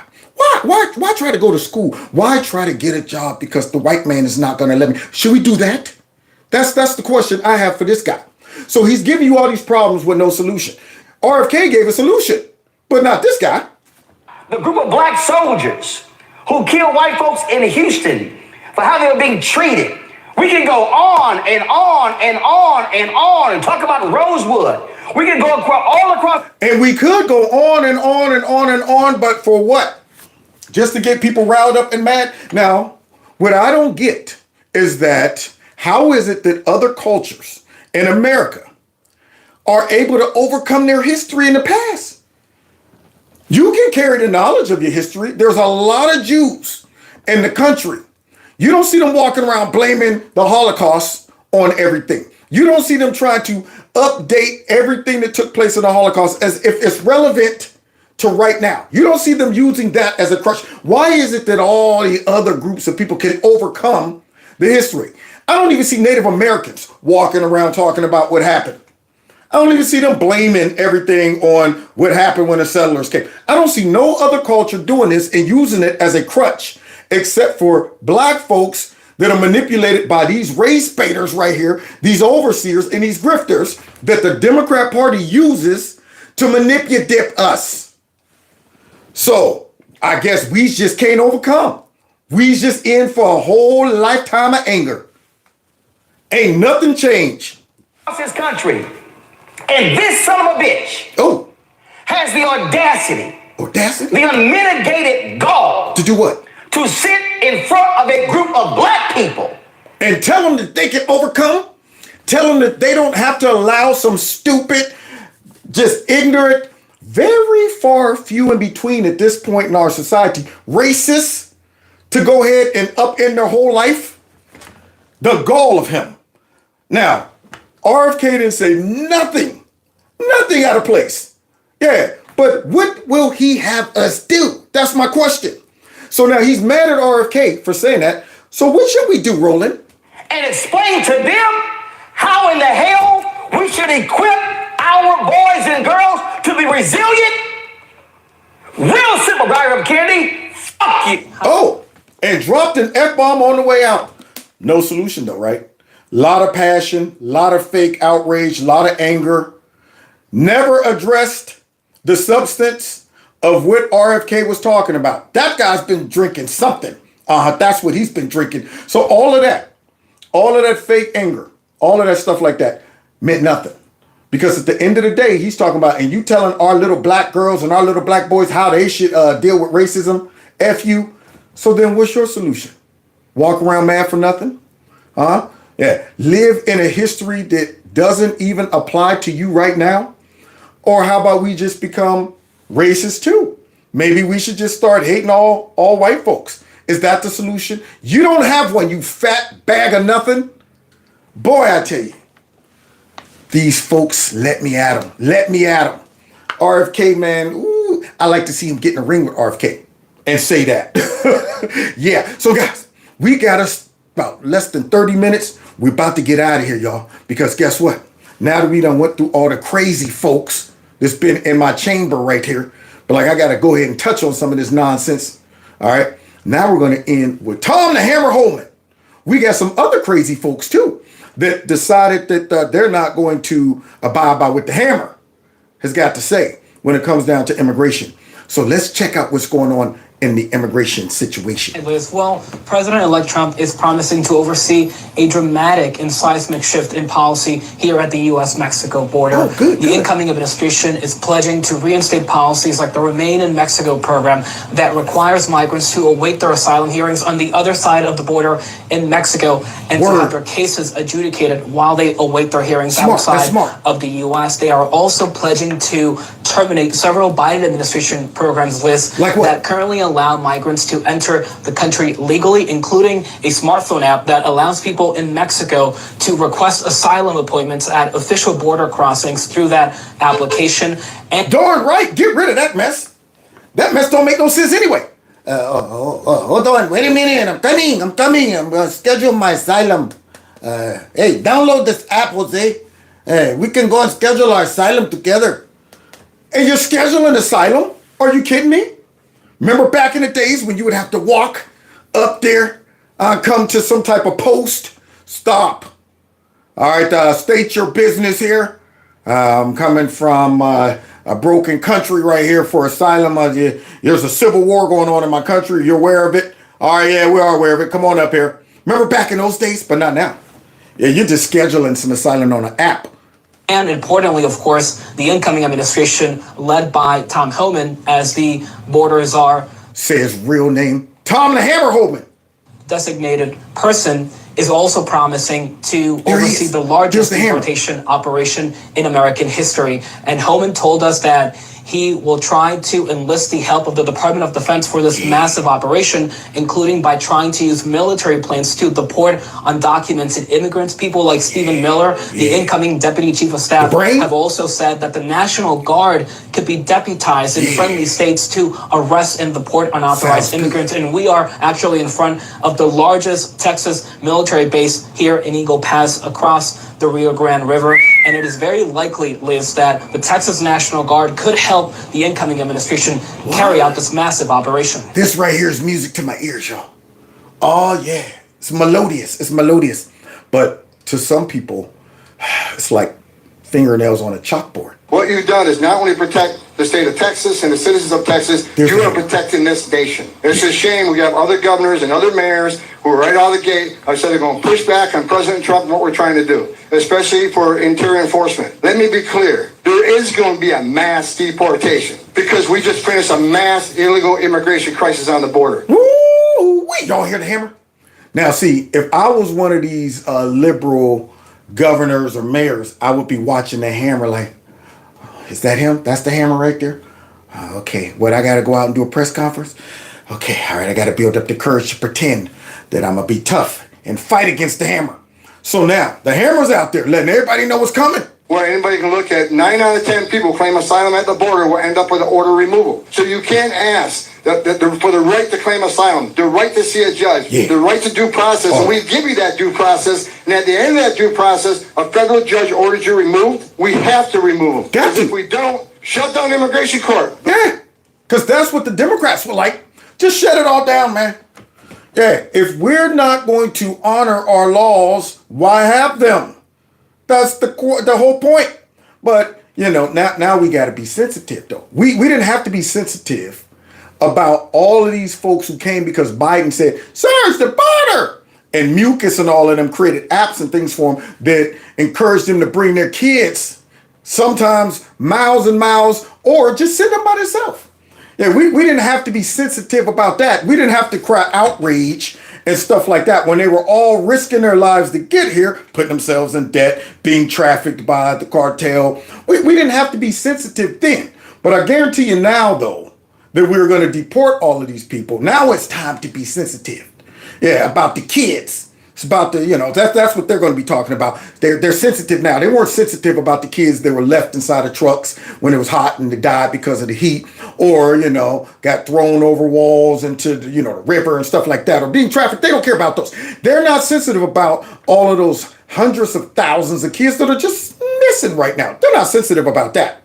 But let us deport one kid with their parent and watch them all go crazy. Those orders don't mean anything anymore. Take you guys off the border because there's no consequences. Yeah. So you can't demand due process, the right to claim asylum, and not obey the court order. That is why there needs to be a mass deportation. We have a mass number of people, millions of people who will get a final order and be order removed. If we don't do it, what is the option? Let them stay? Because if you let them stay, you'll never fix the border. Thank you.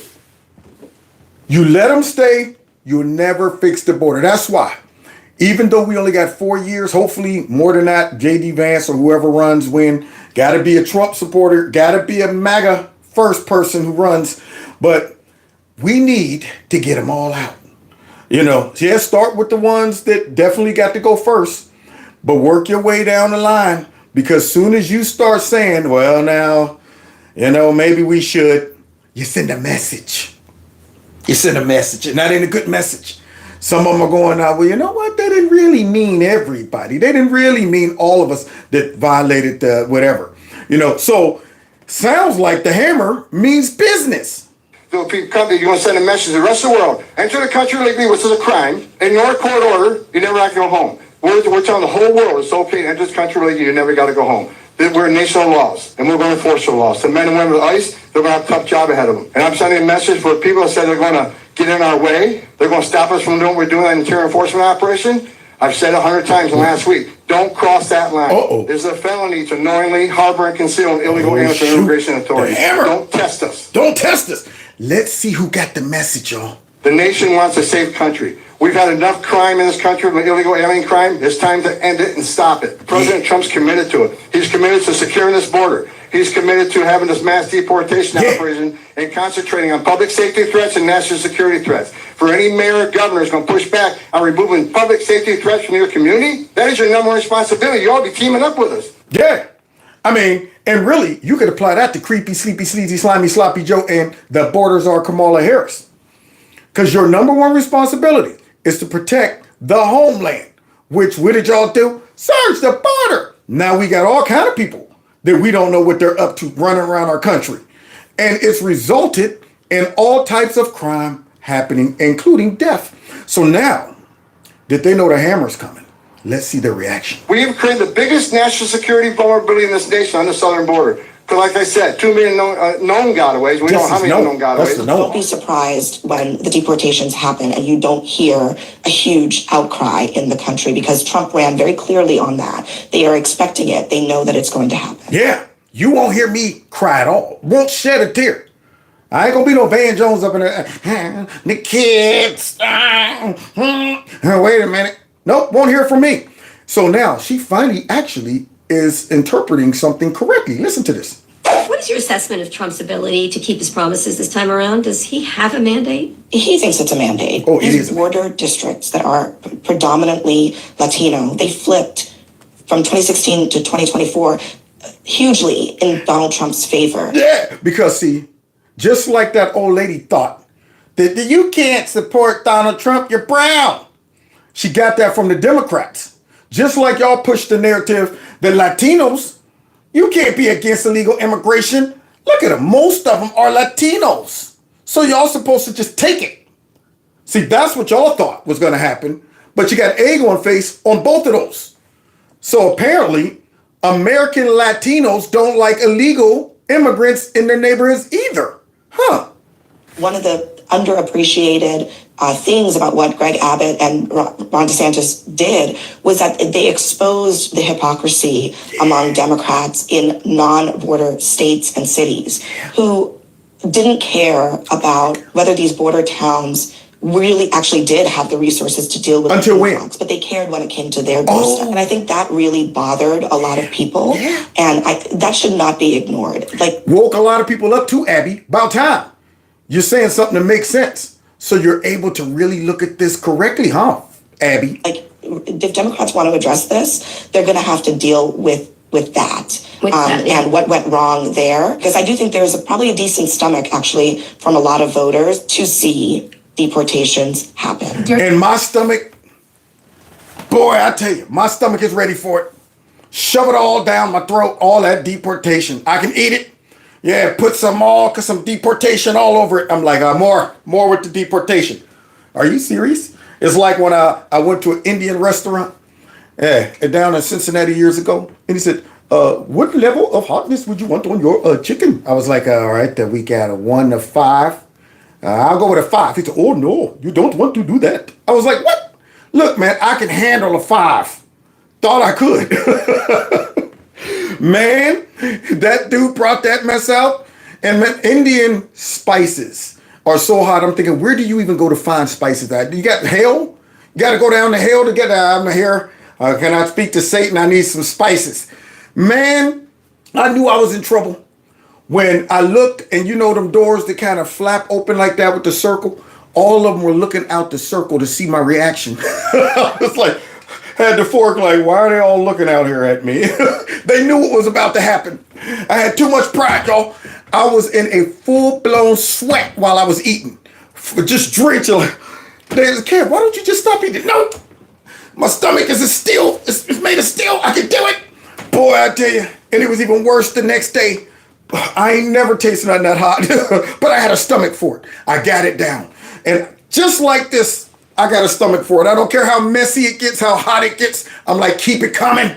Keep it coming. So let's continue, because this lady right here, she got some other plans. She's talking reckless to the hammer. For Tucsonans, as your mayor, I want to reassure every single resident that I am committed to do all we can to keep our community safe. Idiots. I am deeply troubled by President-elect Trump's plans for mass deportation. Now you see them eyes reading that script. And notice when she starts off, citizens, her citizens. Or are they illegal immigrants? Yeah, they're legal immigrants, but they'll never tell you that. Yeah, they want their people to think that they're fighting for them. Yeah, American citizens. For some reason, Trump is going to deport legal American citizens. I believe they are cruel and immoral. I will work with our police chief to make sure that our focus remains on protecting and serving Tucsonans. Here in Tucson, we know how to stand up and fight against hate and racist laws. How? Yeah, how are you going to stand up and fight against it? That's my question. See, these are all empty threats. She knows the hammer's coming. Yeah, she's trying to go ahead and get her bluff in right now as she's reading her script. Part of our history is coming together with our faith leaders and other organizations to protect children and families from separation. Who's getting separated? Who are you protecting? See, notice she never differentiates these illegal immigrants from her citizens. She's trying to make it seem like they're just going to come in and start busting up American families. I mean, this is crazy how these people are protecting, or at least attempting to protect, these illegal immigrants. I am unwavering in my commitment to this fight. While we do not have specific details about how mass deportations will be carried out by President-elect Trump's administration, we do know that it will be painful to children, families, and our immigrant communities. Illegal immigrant communities. And she's speaking as if all the people in Tucson is okay with this. They're all going to fight against that deportation. There it is. Just like Mayor Conehead up in Chicago, they're talking about he ain't going to budge either. As if all the Chicago folks are like, darn right, we're all going to take a stand. They don't care about their own citizens. They ain't put it to a vote.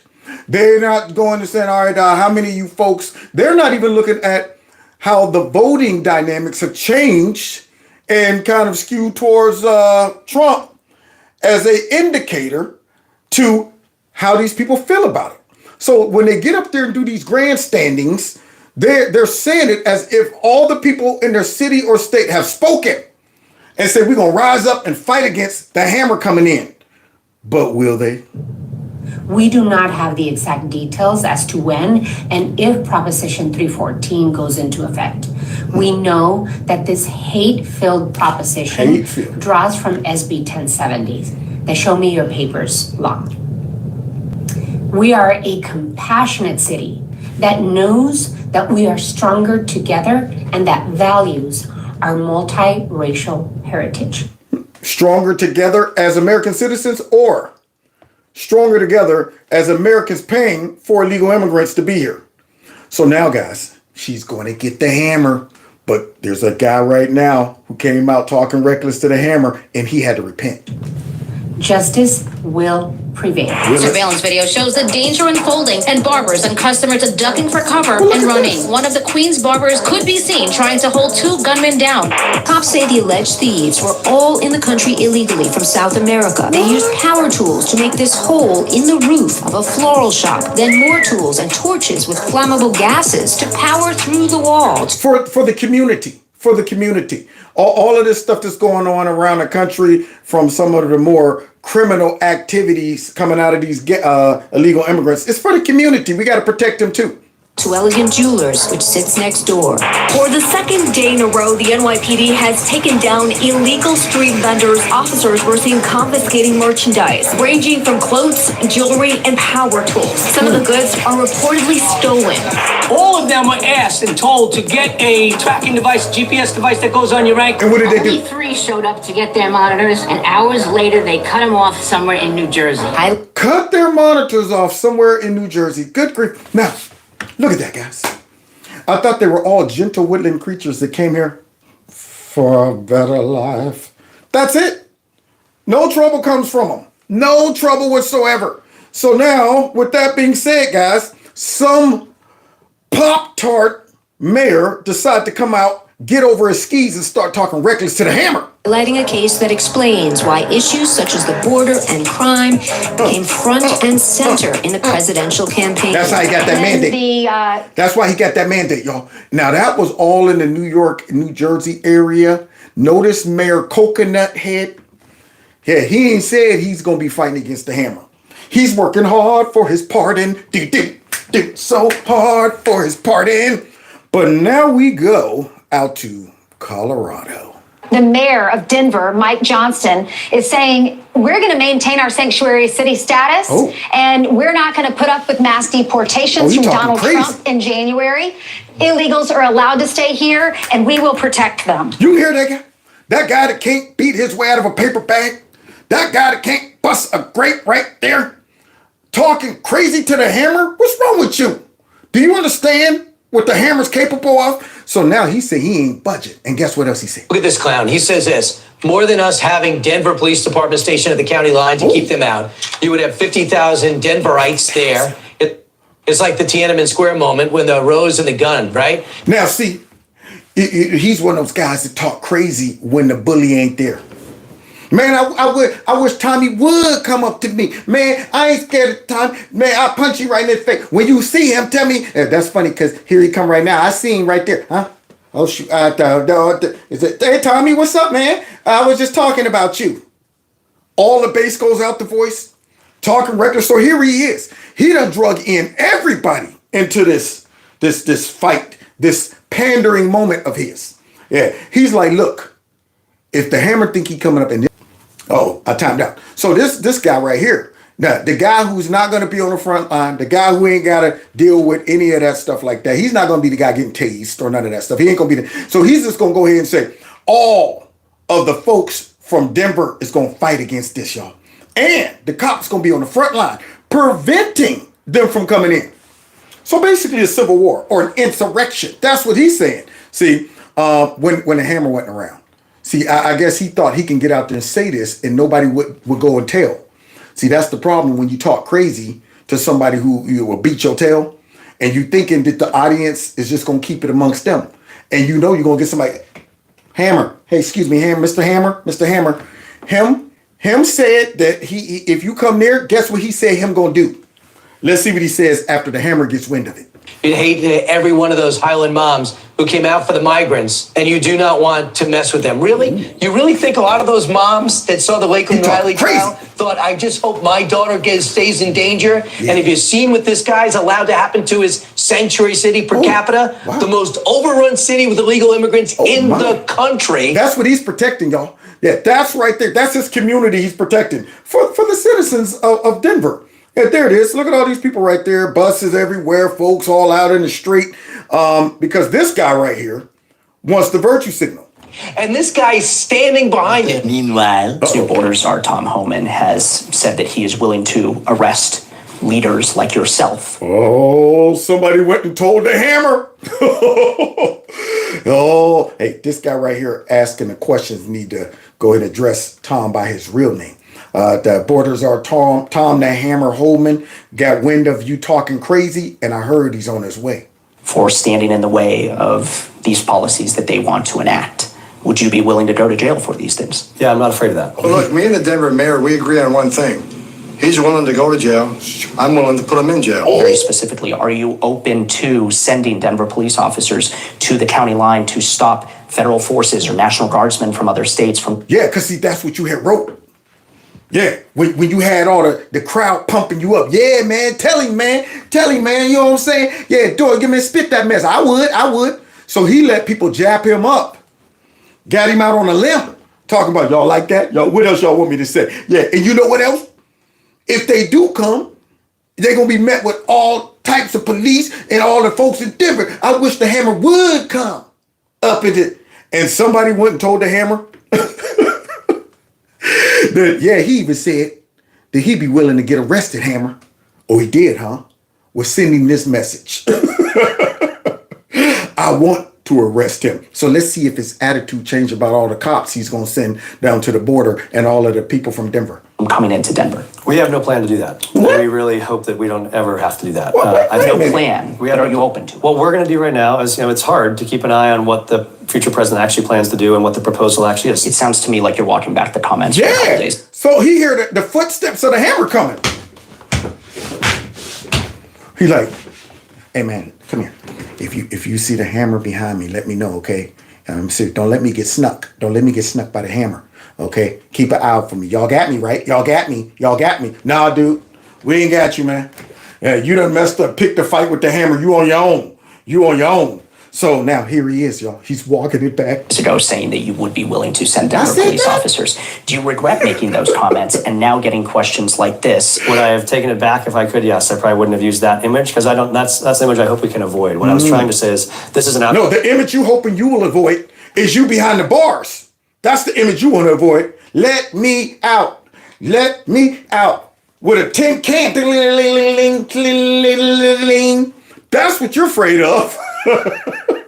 Because the Hammer is going to put you in a slammer. Somebody said the slammer. So now all of a sudden he's like, it came out like that? That's not how I meant it to come out. Who quoted me saying that?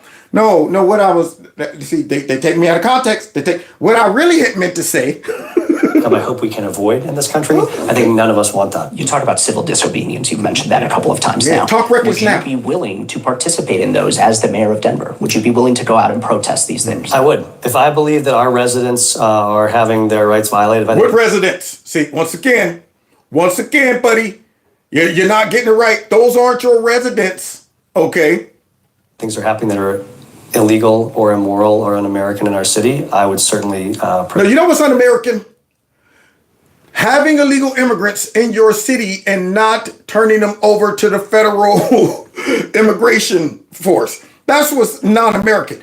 Putting them in front of your own citizens. And you know why I say that? Because of what you're about to see. Protest it, and I would expect other residents would do the same. Trump's New Borders, our Tom Homan, has said that he is willing to arrest leaders like yourself for standing in the way of these policies that they want to enact.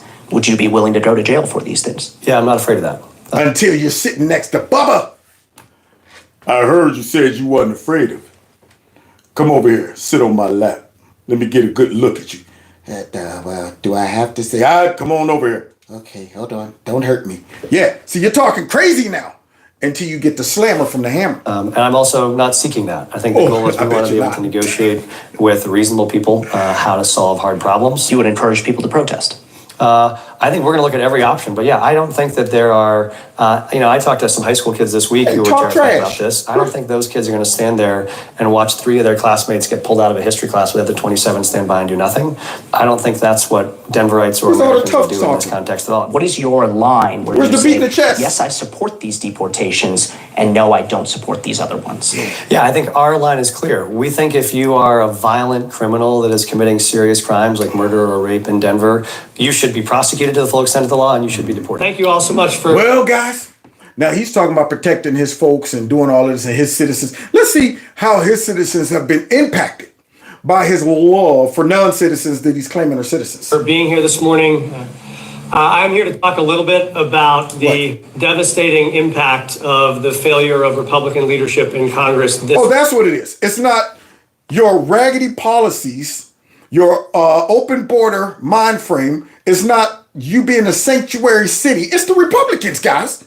Week to pass comprehensive immigration change and the impact that will have on both city budgets and on services that we can provide for newcomers in the city. Wait a minute.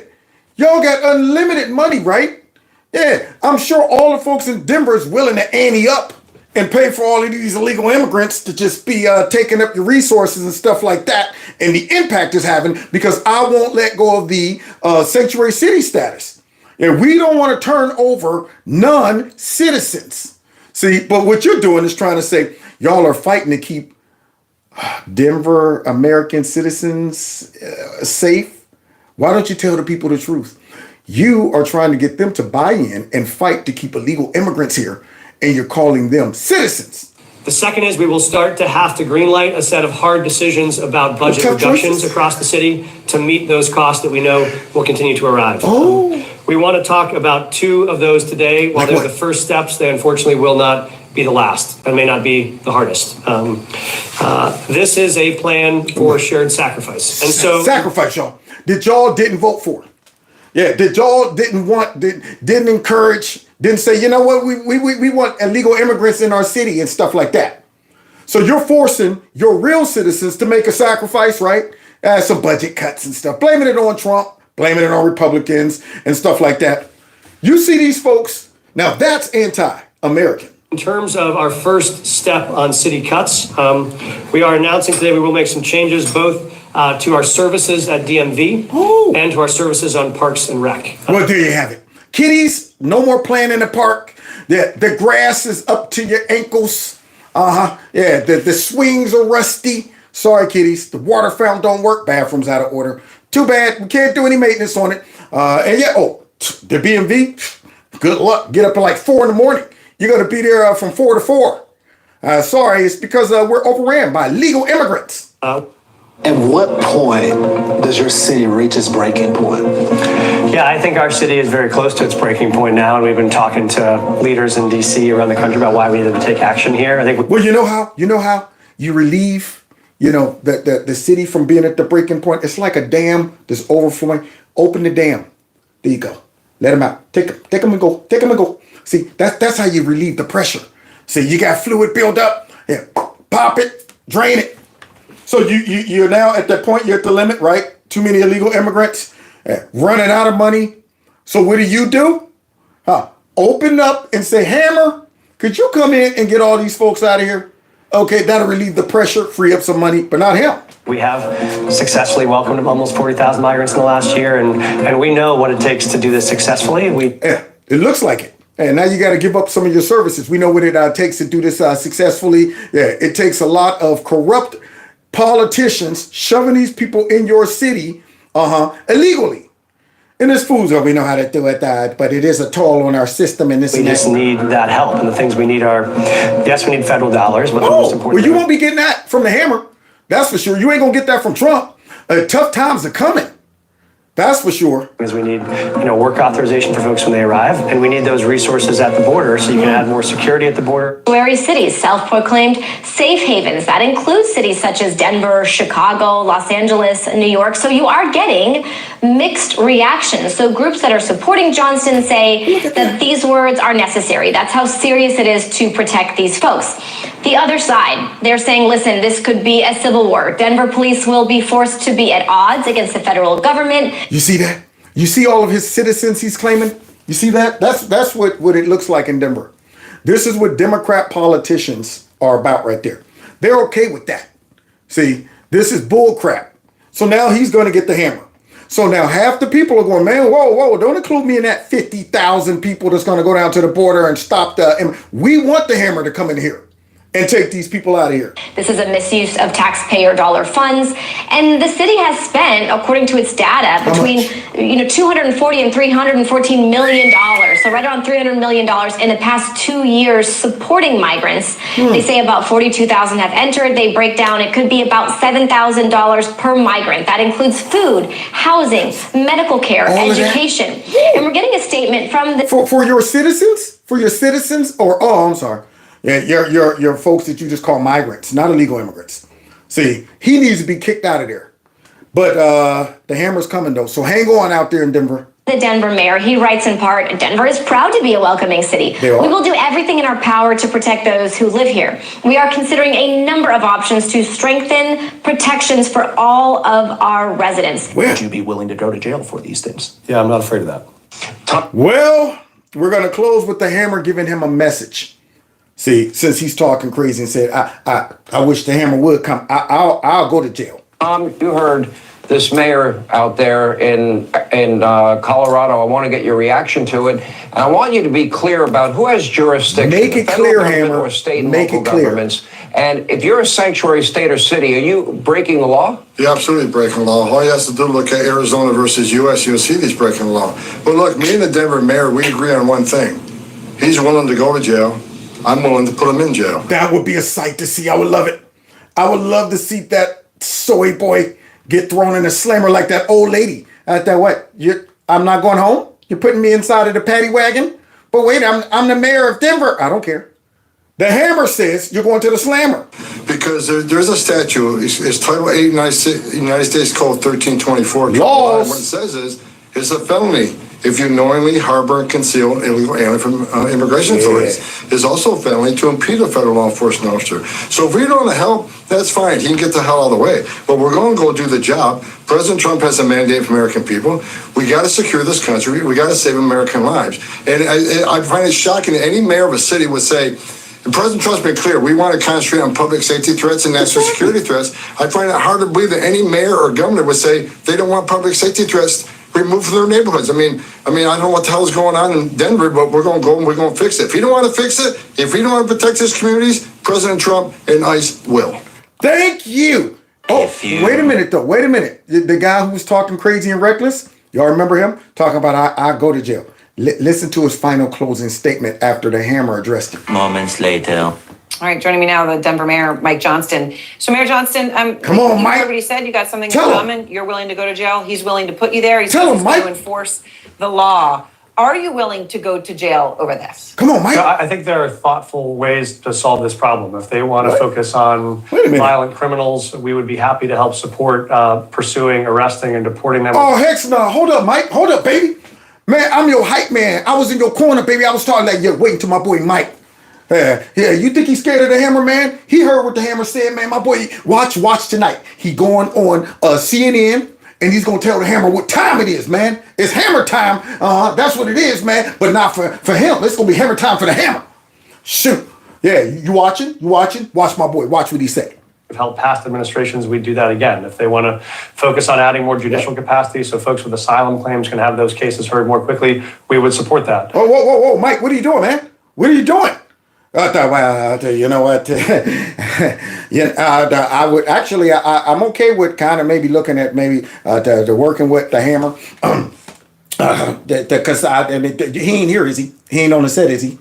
He ain't backstage or nothing, right? Okay, this ain't like the Ricky Lake or the Jerry Springer show where they be in the back, because I don't want the hammer to come out. Okay, all right. Well, I definitely want to work with the hammer. I've heard of his work. I'm excited about it. Whole attitude change, Mikey boy.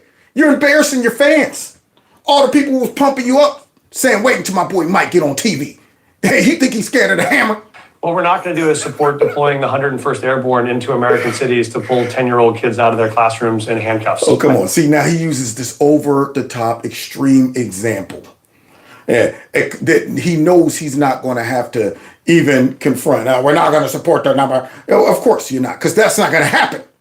But what will happen is ICE will come in and say, okay, is this your son over here? Because you're about to go home. You want to go ahead and get your son and all of his stuff because he's coming with you? Yeah, that will happen, perhaps. But most likely they'll wait until the family is at home. Okay. But nonetheless, here he is, though. His basis, kind of went away. He didn't have much in it in the first place. Attitude doesn't change. All of that stuff. He ain't talking crazy no more. I think that is immoral, that's unconstitutional, and that's un-American. And so I think if that's what they're proposing, they will find us resisting. If they want to partner on common sense solutions, we'll always be happy to partner.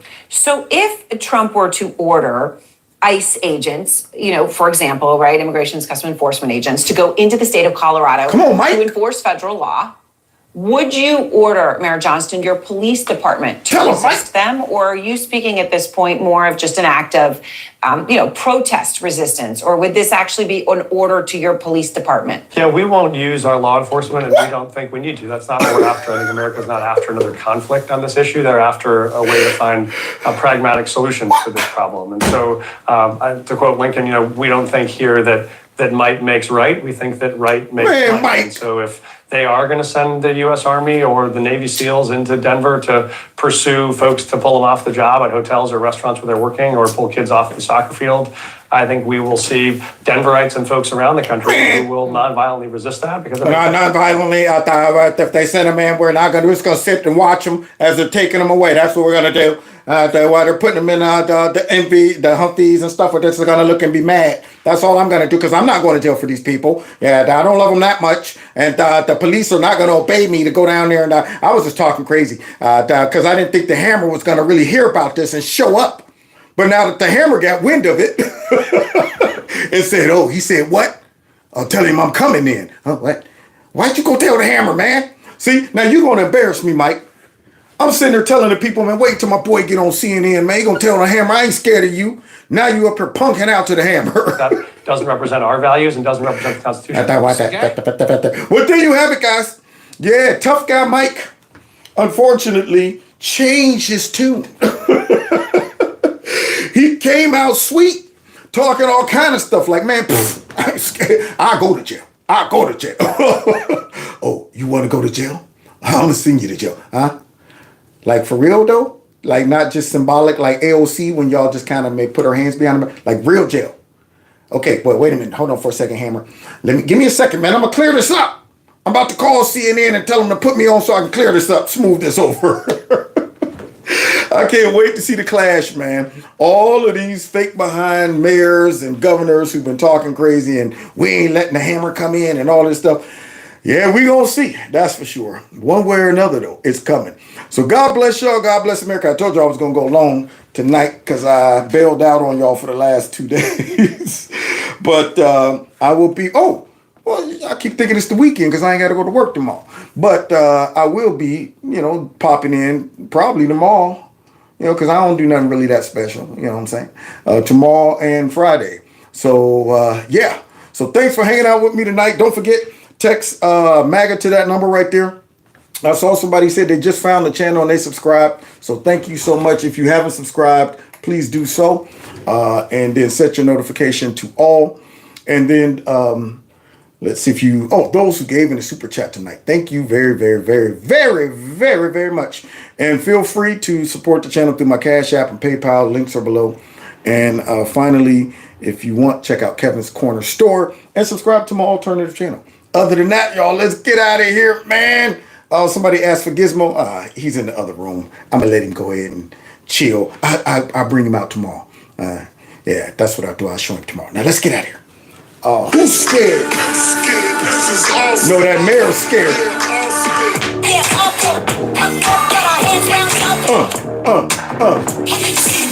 I know you see the way we tear up the place. Yeah. Take care.